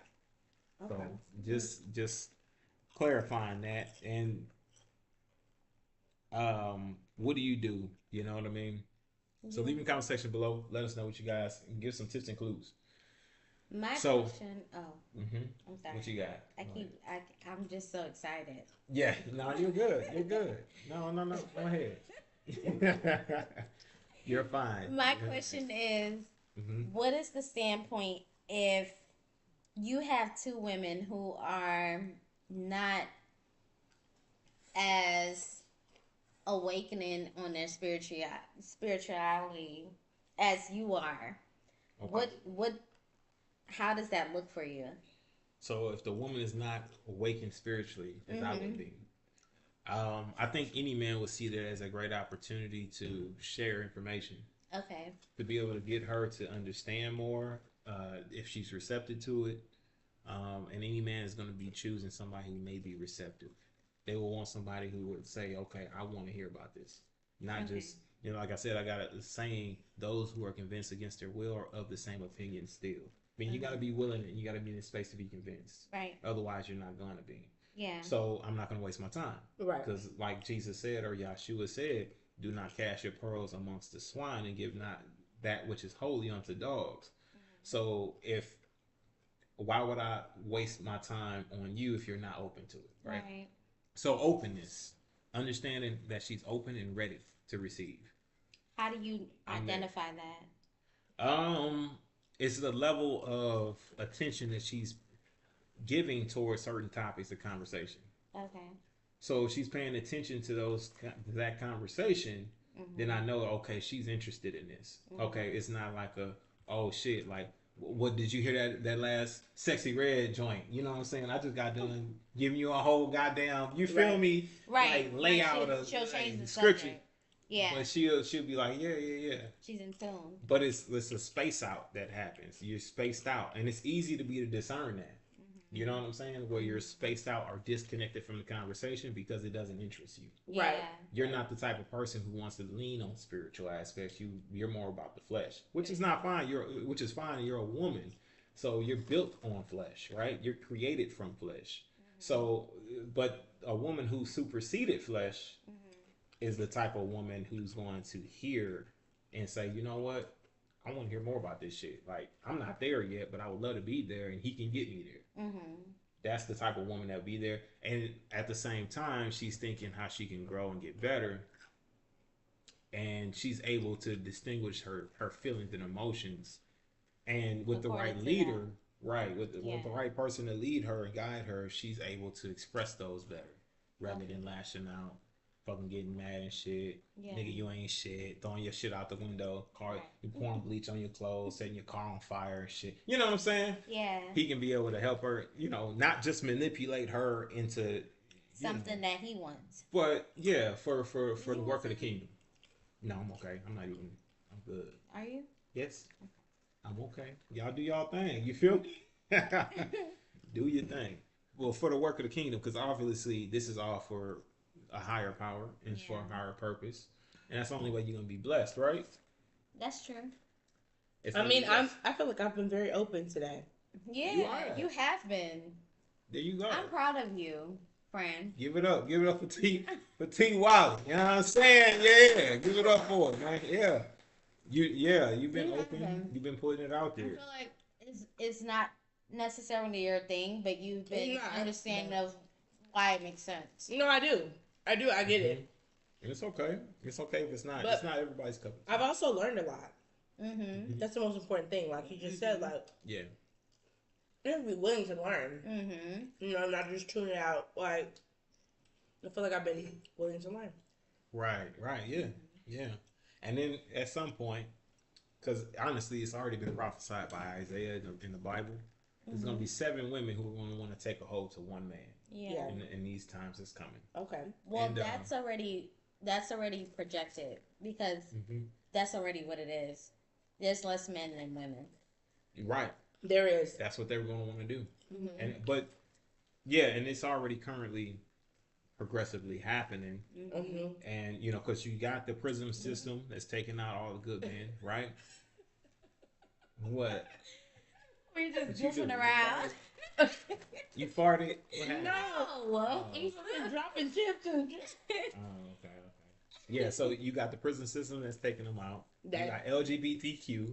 Yeah. You feel me? Oh, for sure. They oh my God. They coming in. I'm like, don't put that stuff on my son. God forbid. Gang banging. You feel me? God forbid. Yeah. They dying to the streets. You feel me? So it's like I'm like, not my son. I have to be loud and clear about that because I got a son and I got a daughter. It's the LGBT. She's not LGBT for me. She's not remiss to that. I'm like, they're not playing. They want the children. You are not about to get my job. You will not get my job. Disney. It is everything they see. Yeah. It's ridiculous. It's ridiculous. It's in the school system. Everywhere. I'm like, how are you in 3rd grade talking about this? 3rd grade. That's crazy. 3rd grade is crazy. That's crazy. Yeah. Love who you love. God forbid. Love who you love. It ain't a little boy. Exactly. 12 to 1. It's 12 to 1 ratio. Shit. It's not a little boy. I'm telling you, it's not. It ain't no little girl either. It ain't nobody. It's your mama. It's God. It's God.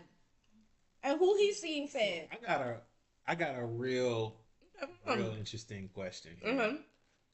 So in the Bible, right, it speaks about women who pray and prophesy. And it says that those women are disgracing if they do not pray and prophesy with their head covered. Okay. Wow. So, because they have a head, the head being the man. And if they don't have the man that's currently there, then having their head covered is the way to truly do it, and that's the most. So our thing prayers you're are submitting. heard. Well, If not, I'm gonna say this, right? That your prayers are heard, but they don't hold as much weight. not prioritized. But my thing is that, with the Most High, He understands ignorance, right? And not ignorance in a bad sense, Right. but being an idiot, right? Because Right. an idiot is a lack of knowledge, not the lack of intellect. Right. But He understands when He knows a woman may be an idiot to the ways, right? Right. And He says, okay, she's praying to me. She may not But she be doesn't properly, but necessarily He's a know. just Yah. Yeah. He's going to hear what you got to say Right. until He can send you the right teacher. You get what I'm saying? Yeah. They like us. And what's up? Yeah, for sure. And so when He sends you the right teacher, it's all about if you heed the message, Okay. right? All right, so because He don't answer all prayers in the way that you think He will. True. Right. I know that already. So my thing is that with that information of being covered, meaning having a head covering, would that influence your decision spiritually when you're walking, saying, you know what, I need to have my head covered Absolutely. before I pray Absolutely. and prophesy, Absolutely. reading the Bible, Absolutely. wearing a head covering. Because I need God to hear me. Okay. I need God to prioritize me. So Okay. absolutely. For me. What do you think, Taylor? I feel the same way. I know I've been struggling personally with I pray all the time. Okay. Same. Especially for my husband, just for my kids, things like that. Growing up with a single mother, it's me. Their dad's not around. He's in the army. He's not active here. I've prayed to lean into my Bible more, and also things like this, Right. see other perspectives, What should I do? yeah, you're not the first person. Yeah. My auntie and my uncle, Sharon and Uncle Bert, this is how they are. They're the same way as you. Right. They go to class. They don't go to church. They go to class. Okay. They praise the same thing as you. And I learned to be open. Just not have this closed mindset oh, you can only praise God. There's this, other things. I just want to become more knowledgeable. I want to know who I'm praying to. I don't want to just be praying and just be praying. Yeah. I want to know who I'm praying to. What am I praying about? What am I praying for? Right. Sorry. Things like that. It feels like everything is aligned though, because this right here, Right. when it came, it was like I'm at a point right now where I'm I've been stuck for a while. I keep praying and praying and praying, but do I really understand who I'm praying to and what I'm praying for? Or how Right. I'm praying. Yeah. What am I doing here? Yeah. I've been taught this one way, but there may be something else. There's, so Exactly. I've been open-minded, and trying to see things from another way. Just as far as the topic, having multiple wives.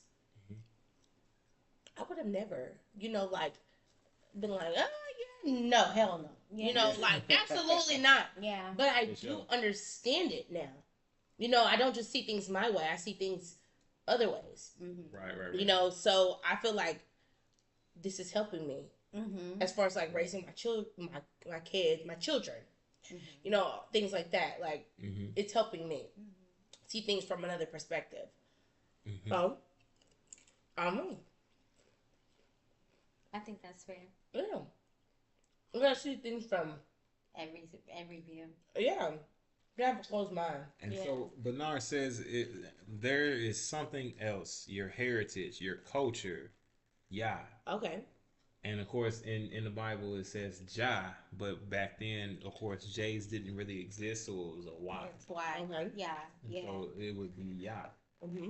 And so heritage and culture, Mm-hmm. melanated people or individuals from the bloodline of Shem, because there's definitely a difference between Hamites and Shemites. Hamites are Africans, African people, you know, who are, of course, they have their distinct features. Right. Yeah. A lot of them are tall, extremely dark skinned. Right. Their hair doesn't grow as much. Shemites is more like closer to us. Yeah. Oh. Okay. Shemites is not white. Japheth is white. Okay. It's white people. Because Japheth migrated to the north up into the Caucasus Mountains, and which that's where you get the lighter complexion after breeding for Caucasians. Right? Okay. So, how do you ladies feel, right, about being the chosen people of Yah, right, and being melanated, and understanding that you may come from the line of Shem, right, as to where they do have people in Israel currently that may be called the children of Israel, but truly you may be them. Makes me feel great. Well, me personally, I've never really felt like I wasn't of the original people, or I've. You can ask her. I've always had this kind of like drawn. Oh, they said they're getting a blurry image. Oh, it's gone. Oh. There we go. Is it clear? I've always been like drawn to African culture. Yes. I've always been drawn to like a root of things. Okay. And yeah. Right? You have. And so I don't have any other way to feel. I feel like an original already. Okay. But that doesn't mean that someone who isn't drawn to the same things I am doesn't feel the same way. Right. Right? Because I feel like all of us sitting at this table, we all know we are black. And we know that we're melanated. We're melanated. Sorry. But you can say black, and that's fine. Yeah. Because that's what I know it as. Absolutely. Yeah. We're melanated, and we know that we're not, this isn't our original home. This isn't home. Right. Where we are now in America, in the U.S. And no matter how diluted one DNA may be than the other, we're still, this isn't our home. Okay. Right. Absolutely. So that speaks for itself. But that's just what I believe.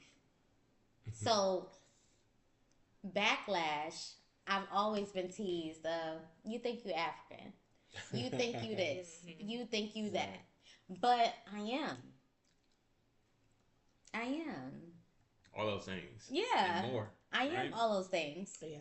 Because, you know, And you guys, are too. Yeah. You are right, too. Right. You guys can create, right? With us, we can create all nations, right? All nations of people. We can create Hispanics. We can create whites. We can create Polish. It doesn't matter. We can create them. They cannot create us. Right. They all stem from us. Right. So, all right. And then I'm going to wait for Taylor's answer because, you know, before I ask this question, before I rephrase it again, okay, because I'm gonna give you something to consider, and then you're gonna answer it again, right? And so, how do you feel about that? What do you think about that? Tell me Have you heard about the it question before? again? What's the question? As far as, you know, we understand that we got people in Israel who are claimed to be the chosen people of the Bible. Okay. But based on descriptions, right? Based on certain things, what if I said that, you know, you're actually the chosen person and they're just kind of posing and they're not the true people, but you are. You're a part of that bloodline. Like Black Jesus. I believe it. You think so? I think so. Why do you say that? I believe it. Like, I see it every day. Like, wholeheartedly. Like, I do see it every day. Like, I believe we are Okay. the chosen. You know why I believe it? because it be certain things I'm going through in life, and I don't necessarily pray, but God just shows up. Yeah. Right. Like, it's just like I can't help but thank him in that moment because he just shows up. He just shows up. He just shows up, shows out. He just shows up. Yeah. And it's like miraculous. Like, I haven't even fixed my mouth to say, God, please help me. And he just like, Yeah. Right. that's crazy. Boo. I don't know. It's things And my head is not covered. Yep. Nothing is done in the way that it's supposed to be. Yeah. Right. For But example, it still that's happens. same thing with my situation with my kids. Just unexpectedly becoming like a single mother and doing everything myself. You know, it was one point where I was down and out. And I was like, what the? Now I wake up every day and be like, oh, How is it working? I don't care about that. He got me. Like, you know, like I don't think twice about it anymore. Right, peace. I know. Like, I'm like, oh, you know, I'm the chosen one. I am. Gotta be. And Because how can I handle all of this? Yeah. For real. It's every day. I like to say I'm God's favorite. Yeah, no, for real. I'm God's favorite. I mean, Because I didn't even ask. He just seen me. Yeah. Like, he looked down on me and was like, yeah, my girl needs some help. Yep. Sprinkle, sprinkle. So would you agree that he has a tender heart towards women? Very tender. Now, I'm I not do. going to say, I do. yeah, for sure. More than a man. I For do. sure. I mean, and you'll that's help a why man I out. think it's a A man's man's supposed to mistake. suffer. It's a man's mistake when he mess over on certain women. I agree. Of course. I mean, but that even explains it even more that for you guys to go into any space with a man and give your 100%, give what you got to give is the best thing, right? Yeah. Because as long Because as it you can gave what benefit you us. had to give, Right. It'll work out. he going to be heartbroken every time. This one right here. Because he don't appreciate you, right? Yeah. If he didn't appreciate you, then he gonna screw that up. But what he gonna say after you gone? Damn, she was the damn. And when she blessed. left, it was that. But yeah, that's all about getting outside of ourselves Yeah. and being like so absorbed with ourselves. Now, my thing is this, right? When you go read Revelations 2:9, and it says that think not that I've come to well, I'm sorry, it doesn't say think not that I've come to bring peace. That's different. All right, so it says that I've heard your cry, but thou art rich. And I've heard the claims of you being Jews, but you are not. You are the synagogue of Satan, right? And this is Jesus speaking, right? Because he says he hears that your cries. He understands what's going on. I'm paraphrasing, but when he says that, and he says, "But thou art rich," and he's speaking, prophetically. So these are things to come, Right. right? These aren't things that are currently happening in that time. This is Revelations that he's speaking in. Revelations 2:9. And can you pull it up? Somebody pull that up. Look up Revelations 2:9 because I want to for accuracy, right? When he's speaking about these things, and he's talking about the people, and he's identifying them. He didn't do it once, but he did it twice in Revelation. It says, I know your tribulation and poverty, but you are rich. I know the slander of those who claim to be Jews are not, but rather are members of the assembly of Satan. Right. Meaning they're trying to distract you? Do not be afraid of anything that you are going to suffer. There you go. So, who worships at a synagogue is the question. The congregation is... The people in Israel worship at a synagogue. And they were placed there not only by the U.S., but also by, I believe, Russia. And the powers that be placed them in that region. And since they've been there, they've been into it with Palestinians from day one. You know what I mean? So it's been a battle since day one with Palestinians. Palestinians said, hey, you left here black and you came back white. How's that happen? And they worship at a synagogue. And Yahshua, Jesus, is saying in Revelations, you are the synagogue of Satan. I understand your plight, but you are rich, right? is they typically are pretty rich, right? They get a lot of donations from the U.S., billions of dollars, right? Millions of dollars, not only from the U.S. but also other nations, Europe, yeah, other places as well. Yes. So who would Yahshua or Jesus be speaking about? And then once I'm saying that, does because based on those points, because this is Revelations 2:9, and then he also says it once more in Revelations 3:9. He reiterates it himself. Says it twice. What it says, and we can pull up 3:9. But he says that, and then we have to identify exactly what he means when he says it. We have to understand, like, what is he talking about? This is prophetically speaking. You know what I mean? It's like things to come. He's hearing somebody, but they're not truly those people. So now, what did you say we were categorized as? Huh? What did you say we were categorized as? Our As chosen people? Yeah. No, we're chosen, but what was our title? What was our name? I don't have a title for Hajebs, or who was that? you. Am I saying it right? Hajebs. Yahudims? Not that. What's up? Mm, You gave us a name earlier. It'll Not come the to Israelite. Yeah, it's okay. you. Hijabs or what do you? It's okay. That's like a head covering. Yeah. That's like for Muslims. I know what a hijab is. Yeah. No, Champ. Oh, no. Sorry, you good? Don't worry about it. So yeah. I mean, we looking up 3:9. I think he was speaking to us. You think he was talking to us? Yeah. In a sense, I just tried to have a name behind it You. to relate. Oops. Okay. I mean, so that's just a question, right? Something to think about, something to chew on. And I just thought I'd pose it as a question just based on conversations, cultural conversations, just to kind of bring it back to culture, right? And how westernized culture is what it is. Westernized culture. Do you believe Christians are real? Christians is the Roman Emperor Constantine created Christianity to convert heathens over to being a Hebrew, and it's the reason why he created because he wanted Christianity to be that bridge that connected the two together. The actual heathens at that time, Vikings or whoever it was, they celebrated Istar, Christmas, which was totally different for them back then. It was more about fornicating with not only children but adults out in public. Christ. That's the history of Christmas.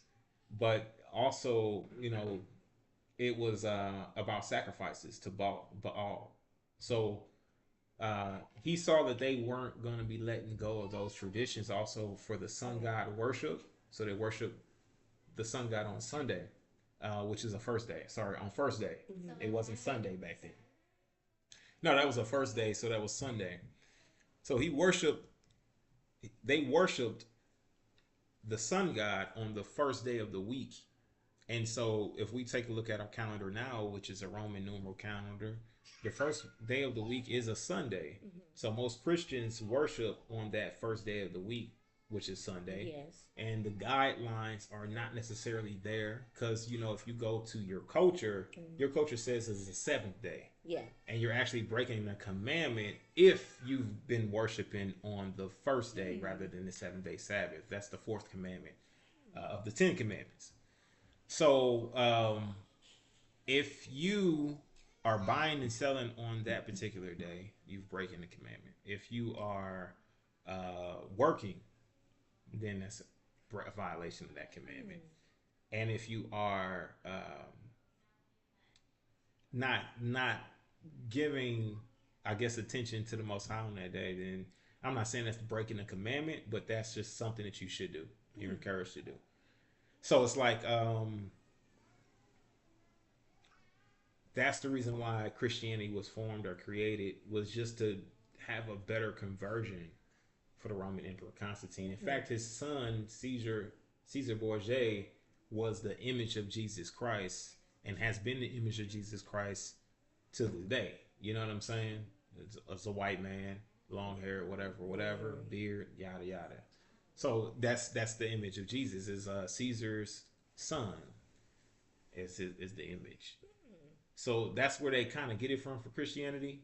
But it all depends on literally on how you practice, how you read, how you know what I mean? You don't keep a crucifix because Jesus wasn't ever hung on a crucifix or a cross. He was hung on a tree. So, just as you see the examples during the international slave trade where slaves were hung from a tree, Yeshua or Jesus was hung in a very similar way, but it was from a tree. You know what I mean?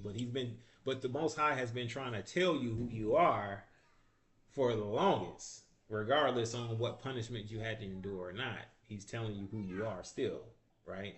Giving an example that you had to suffer the same punishment as Jesus during international slave trades. But Christianity is a construct of the Roman Emperor Constantine. It's not true anything. Like they have their own. They should form their own Bible. They should make their own Bible because they have their own beliefs. King James is not. It's the closest version to the scriptures that you get to, especially the 1611 version, because he didn't take so much out of the Bible. But right now, if you read the NIV, there's a lot of scriptures that have been removed, and of course, we're not supposed to add or subtract from the word. So instantly, you probably don't want to read that. You might want to go back to thou shalt not. You know what I'm saying? As much as you don't like to read it, right? You know what I mean? You gonna eventually you'll understand it more and more as you read. But King James was the closest version to the scriptures than anything else. So yeah, we got the tag team WWE. Boom, tag in, tag out. But that's just a quick.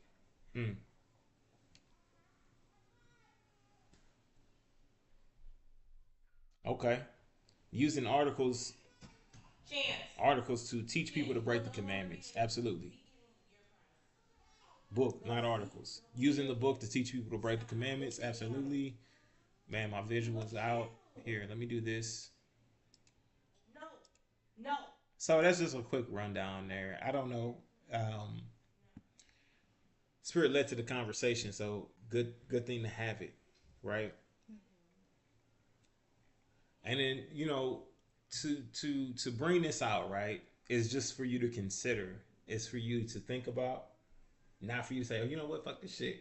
Yeah, it's not to make a commitment. Right. You don't have to commit to anything, but what you do have to do, what you should do, what I encourage you to do is just check behind things and to view it and to go and research it for yourself to see if maybe you can improve in areas for the Most High, not for anybody else other than Him, right? Sure. But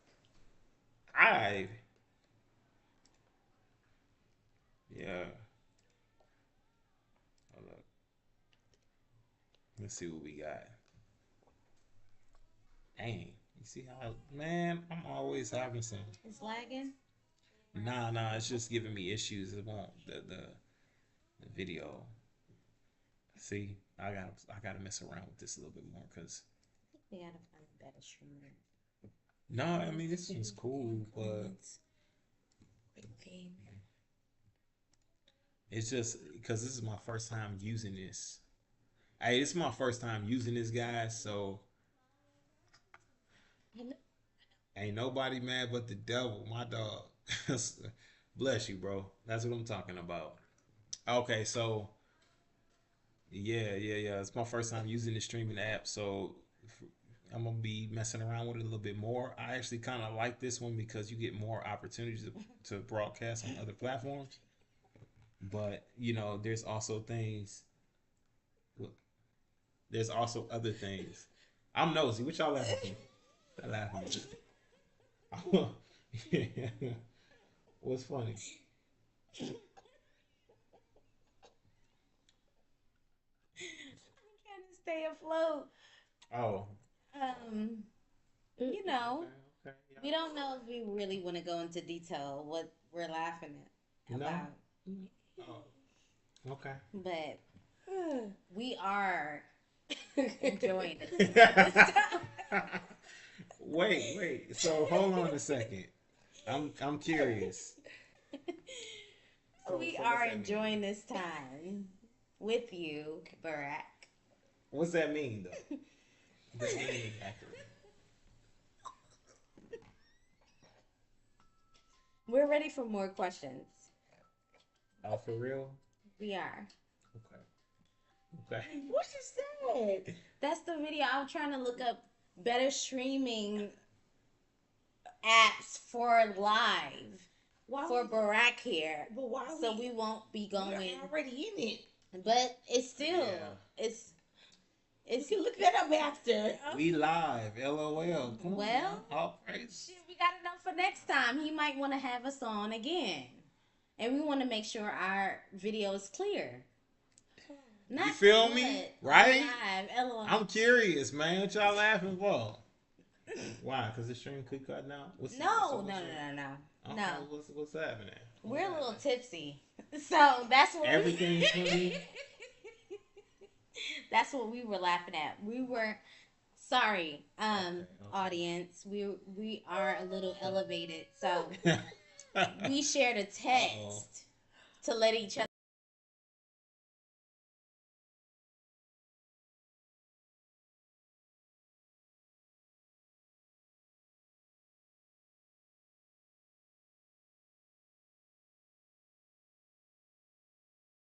Whatever makes you happy. If that's what you want to do, that's what you want to do. Okay. I'm not opposed to it though. That's not. Just for your life, personally. I need you to tell the truth. No, that's the truth. That's the truth. That's the dead honest truth. I just don't feel like. That's your place. I feel like No, you I don't feel like change it's it. my place. I don't care. I feel like I don't care. I'm gonna say what's on my mind. It is your place, But I don't. Yeah. I don't. because you probably I have don't known think you me. live here. You probably have known me more than Yeah. that man has known me, right? No, for sure. I'm just where I'm at in life. I'm not opposed to anything. Mm-hmm. Like yes, I'm like no, but that's me. But like if other people, if they want to do it, that don't have nothing to do with me. It's not gonna make me view you any type of way. That's just what you want to do. Mm-hmm. It has nothing to do with me. I feel like she's gonna change her mind on that. She's like, you know what? Fuck it. No, I am, but I am halfway there. Like I'm like, fuck it. Fuck it. Now me, I'm still not gonna do it, but I'm like, fuck it, But I feel like that. Right. It's just not me. It's not me. I gotta deal with it but for like I'm down with whatever you down for. That's just how I am as a person. But Yeah. Okay. I've seen She different is pretty viewpoints. like that. I am like that. Like Mhm. I just don't judge. I don't care to judge. Enough. If I love you, I love you. I don't care what. That's your preference. Mm-hmm. Okay. I'm not. I mean, did you ask me to come over? The other wife is there. Okay, cool. Like what the We're all friends. what's up? Yeah. Like that's just me though. But Yeah, for sure. I'm a real friend. That doesn't make me feel any kind of way about you. Like, okay, that's what you choose to do. That's on you. But I just feel like everybody has their preference. That's their choice. I I'm agree. saying, like, if that's what you want to do, that's cool. I'm not against it either. That's my preference. There you go. Period. But people change. Like, That's that may true. be my preference today, but that may not be my preference tomorrow or in a couple days or in a year or so. But that's for you to know. That's me. Yeah. You that's know, for but- to know. Absolutely. That's for I'm you down to for know. whatever. Yeah. He knocked down the That's camera what's for a up. purpose. So I He's can see it crying. when crying. I hear her. That's what's up. That's good, and that's a good thing. Yeah. Um. I'm down for whatever. I'm a true friend. I don't care. She is a true friend. Right. She's always been a true friend. I don't care. And we've good. been friends for a good 15 years. And I want to say she's my most consistent friend. And she's someone who shows up daily for me. So Good. I trust her opinion. That's good. You Yeah. trust her opinion. Mm-hmm. That's good. That's a good thing. And knowing that it doesn't really lie on anything in particular is feels like a breath of fresh air. Like Refreshing. it's refreshing, yeah. Because I know that my circle isn't gonna they're all about what makes me happy and what makes me dwell in a great setting. It's not about what they want from me because it doesn't matter what they want from me. That's true. Mm-hmm. That's facts. Hmm. That's good. Yes, baby. Of course you can. Come down.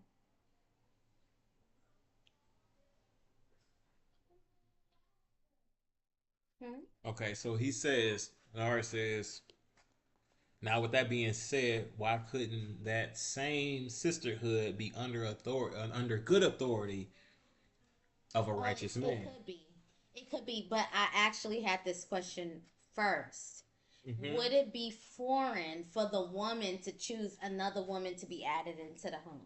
For a woman, would it be foreign? Mm-hmm. To make a suggestion is not, but to choose, like she's the one. No, I don't. I think the man should choose. But of course, to make a suggestion, hey, you should do this. That's fine. That's totally fine to make suggestions. Wait, not come. So y'all tell me, leave it in the chat below. What do you think? Is it foreign for a woman to choose, or should a woman make? Is it okay for a woman to make a suggestion on a woman that a man should choose? I'm pretty much gauging what may be the answer here, but y'all let me know down there as well. What do you feel? Because that's how I feel. It's okay for you to make a suggestion, but to choose is something totally different for me, okay? Something totally different, all right?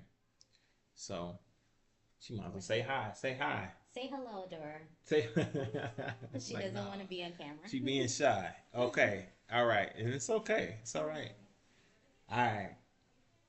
So yeah, y'all answer that question for her as well. Like I said, to choose is fine. Boom, we're good. Either way, make a suggestion and I'll take it in consideration. Right?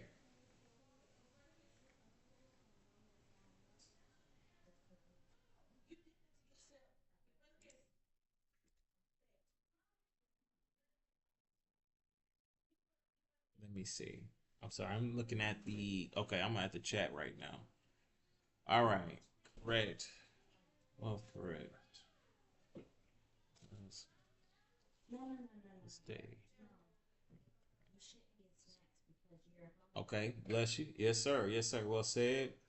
Making suggestions are great, and the man will ultimately choose based on those suggestions. So God bless you, man. Yes, sir. Yes, sir. I appreciate you giving that opinion up. Yes, sir. That's what I'm talking about. Yeah. Yeah. So ultimately, just as Yeshua did, just as Jesus did, he went amongst the people who needed to hear the message. He didn't go amongst the people who already heard the message. He didn't go amongst the Pharisees. He went amongst the people like the tax collectors and things like that to discuss these matters, just to bring forth better understanding amongst those communities. And I think it's imperative to talk about certain things, right? To shed light, because like I said, like the quote from Malcolm X, light creates an understanding, and understanding creates love. Love creates patience, and patience creates unity. So we all need to be unified in the spirit and on one mind and one accord. A lot of times we want those lures and we want to be fishers of men, and we don't need to be closed-minded as to how we go fishing. We need to use the correct bait and fish properly. So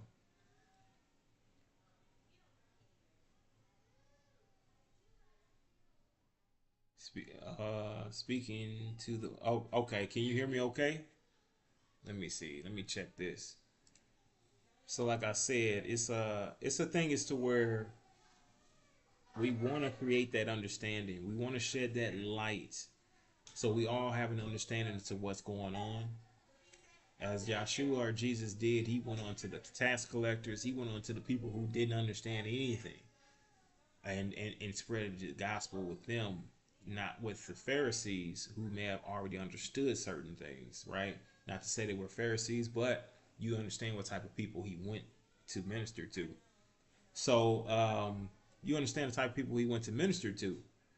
So, like I said, when we shedding light, just like the quote from Malcolm X, light creates understanding. Understanding creates love. Love creates patience, and patience creates unity. So we need to be unified within the spirit.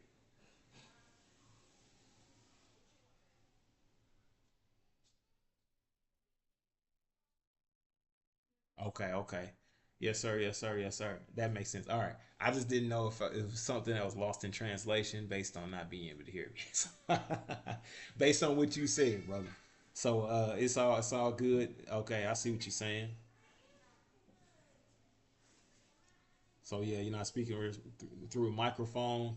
I'm saying my words might be coming out. My responses, I'm speaking through a microphone. Okay, absolutely. Yep. Yes, sir. Yes, sir. So yeah, so that right there may conclude today's live, man. We went through so much right now. I think this is very beneficial here. We was able to rock it out, man, quite a bit. Yeah, go ahead. And I'm going to see. I'm going to take a quick break, all right? Real quickly, I'm come back. We're going to come back momentarily. Boom. We're going to.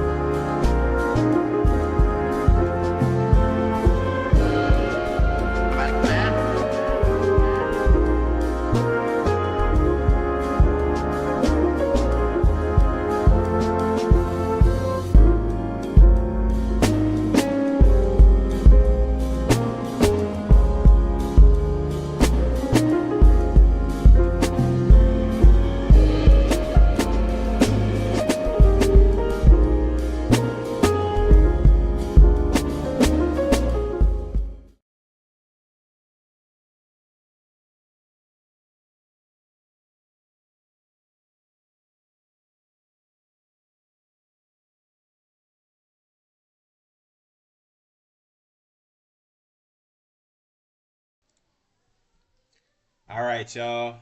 I appreciate y'all joining us for today. I really hope you guys gain something from this conversation. I hope you guys gain something from this conversation. This is a Warsheep Podcast.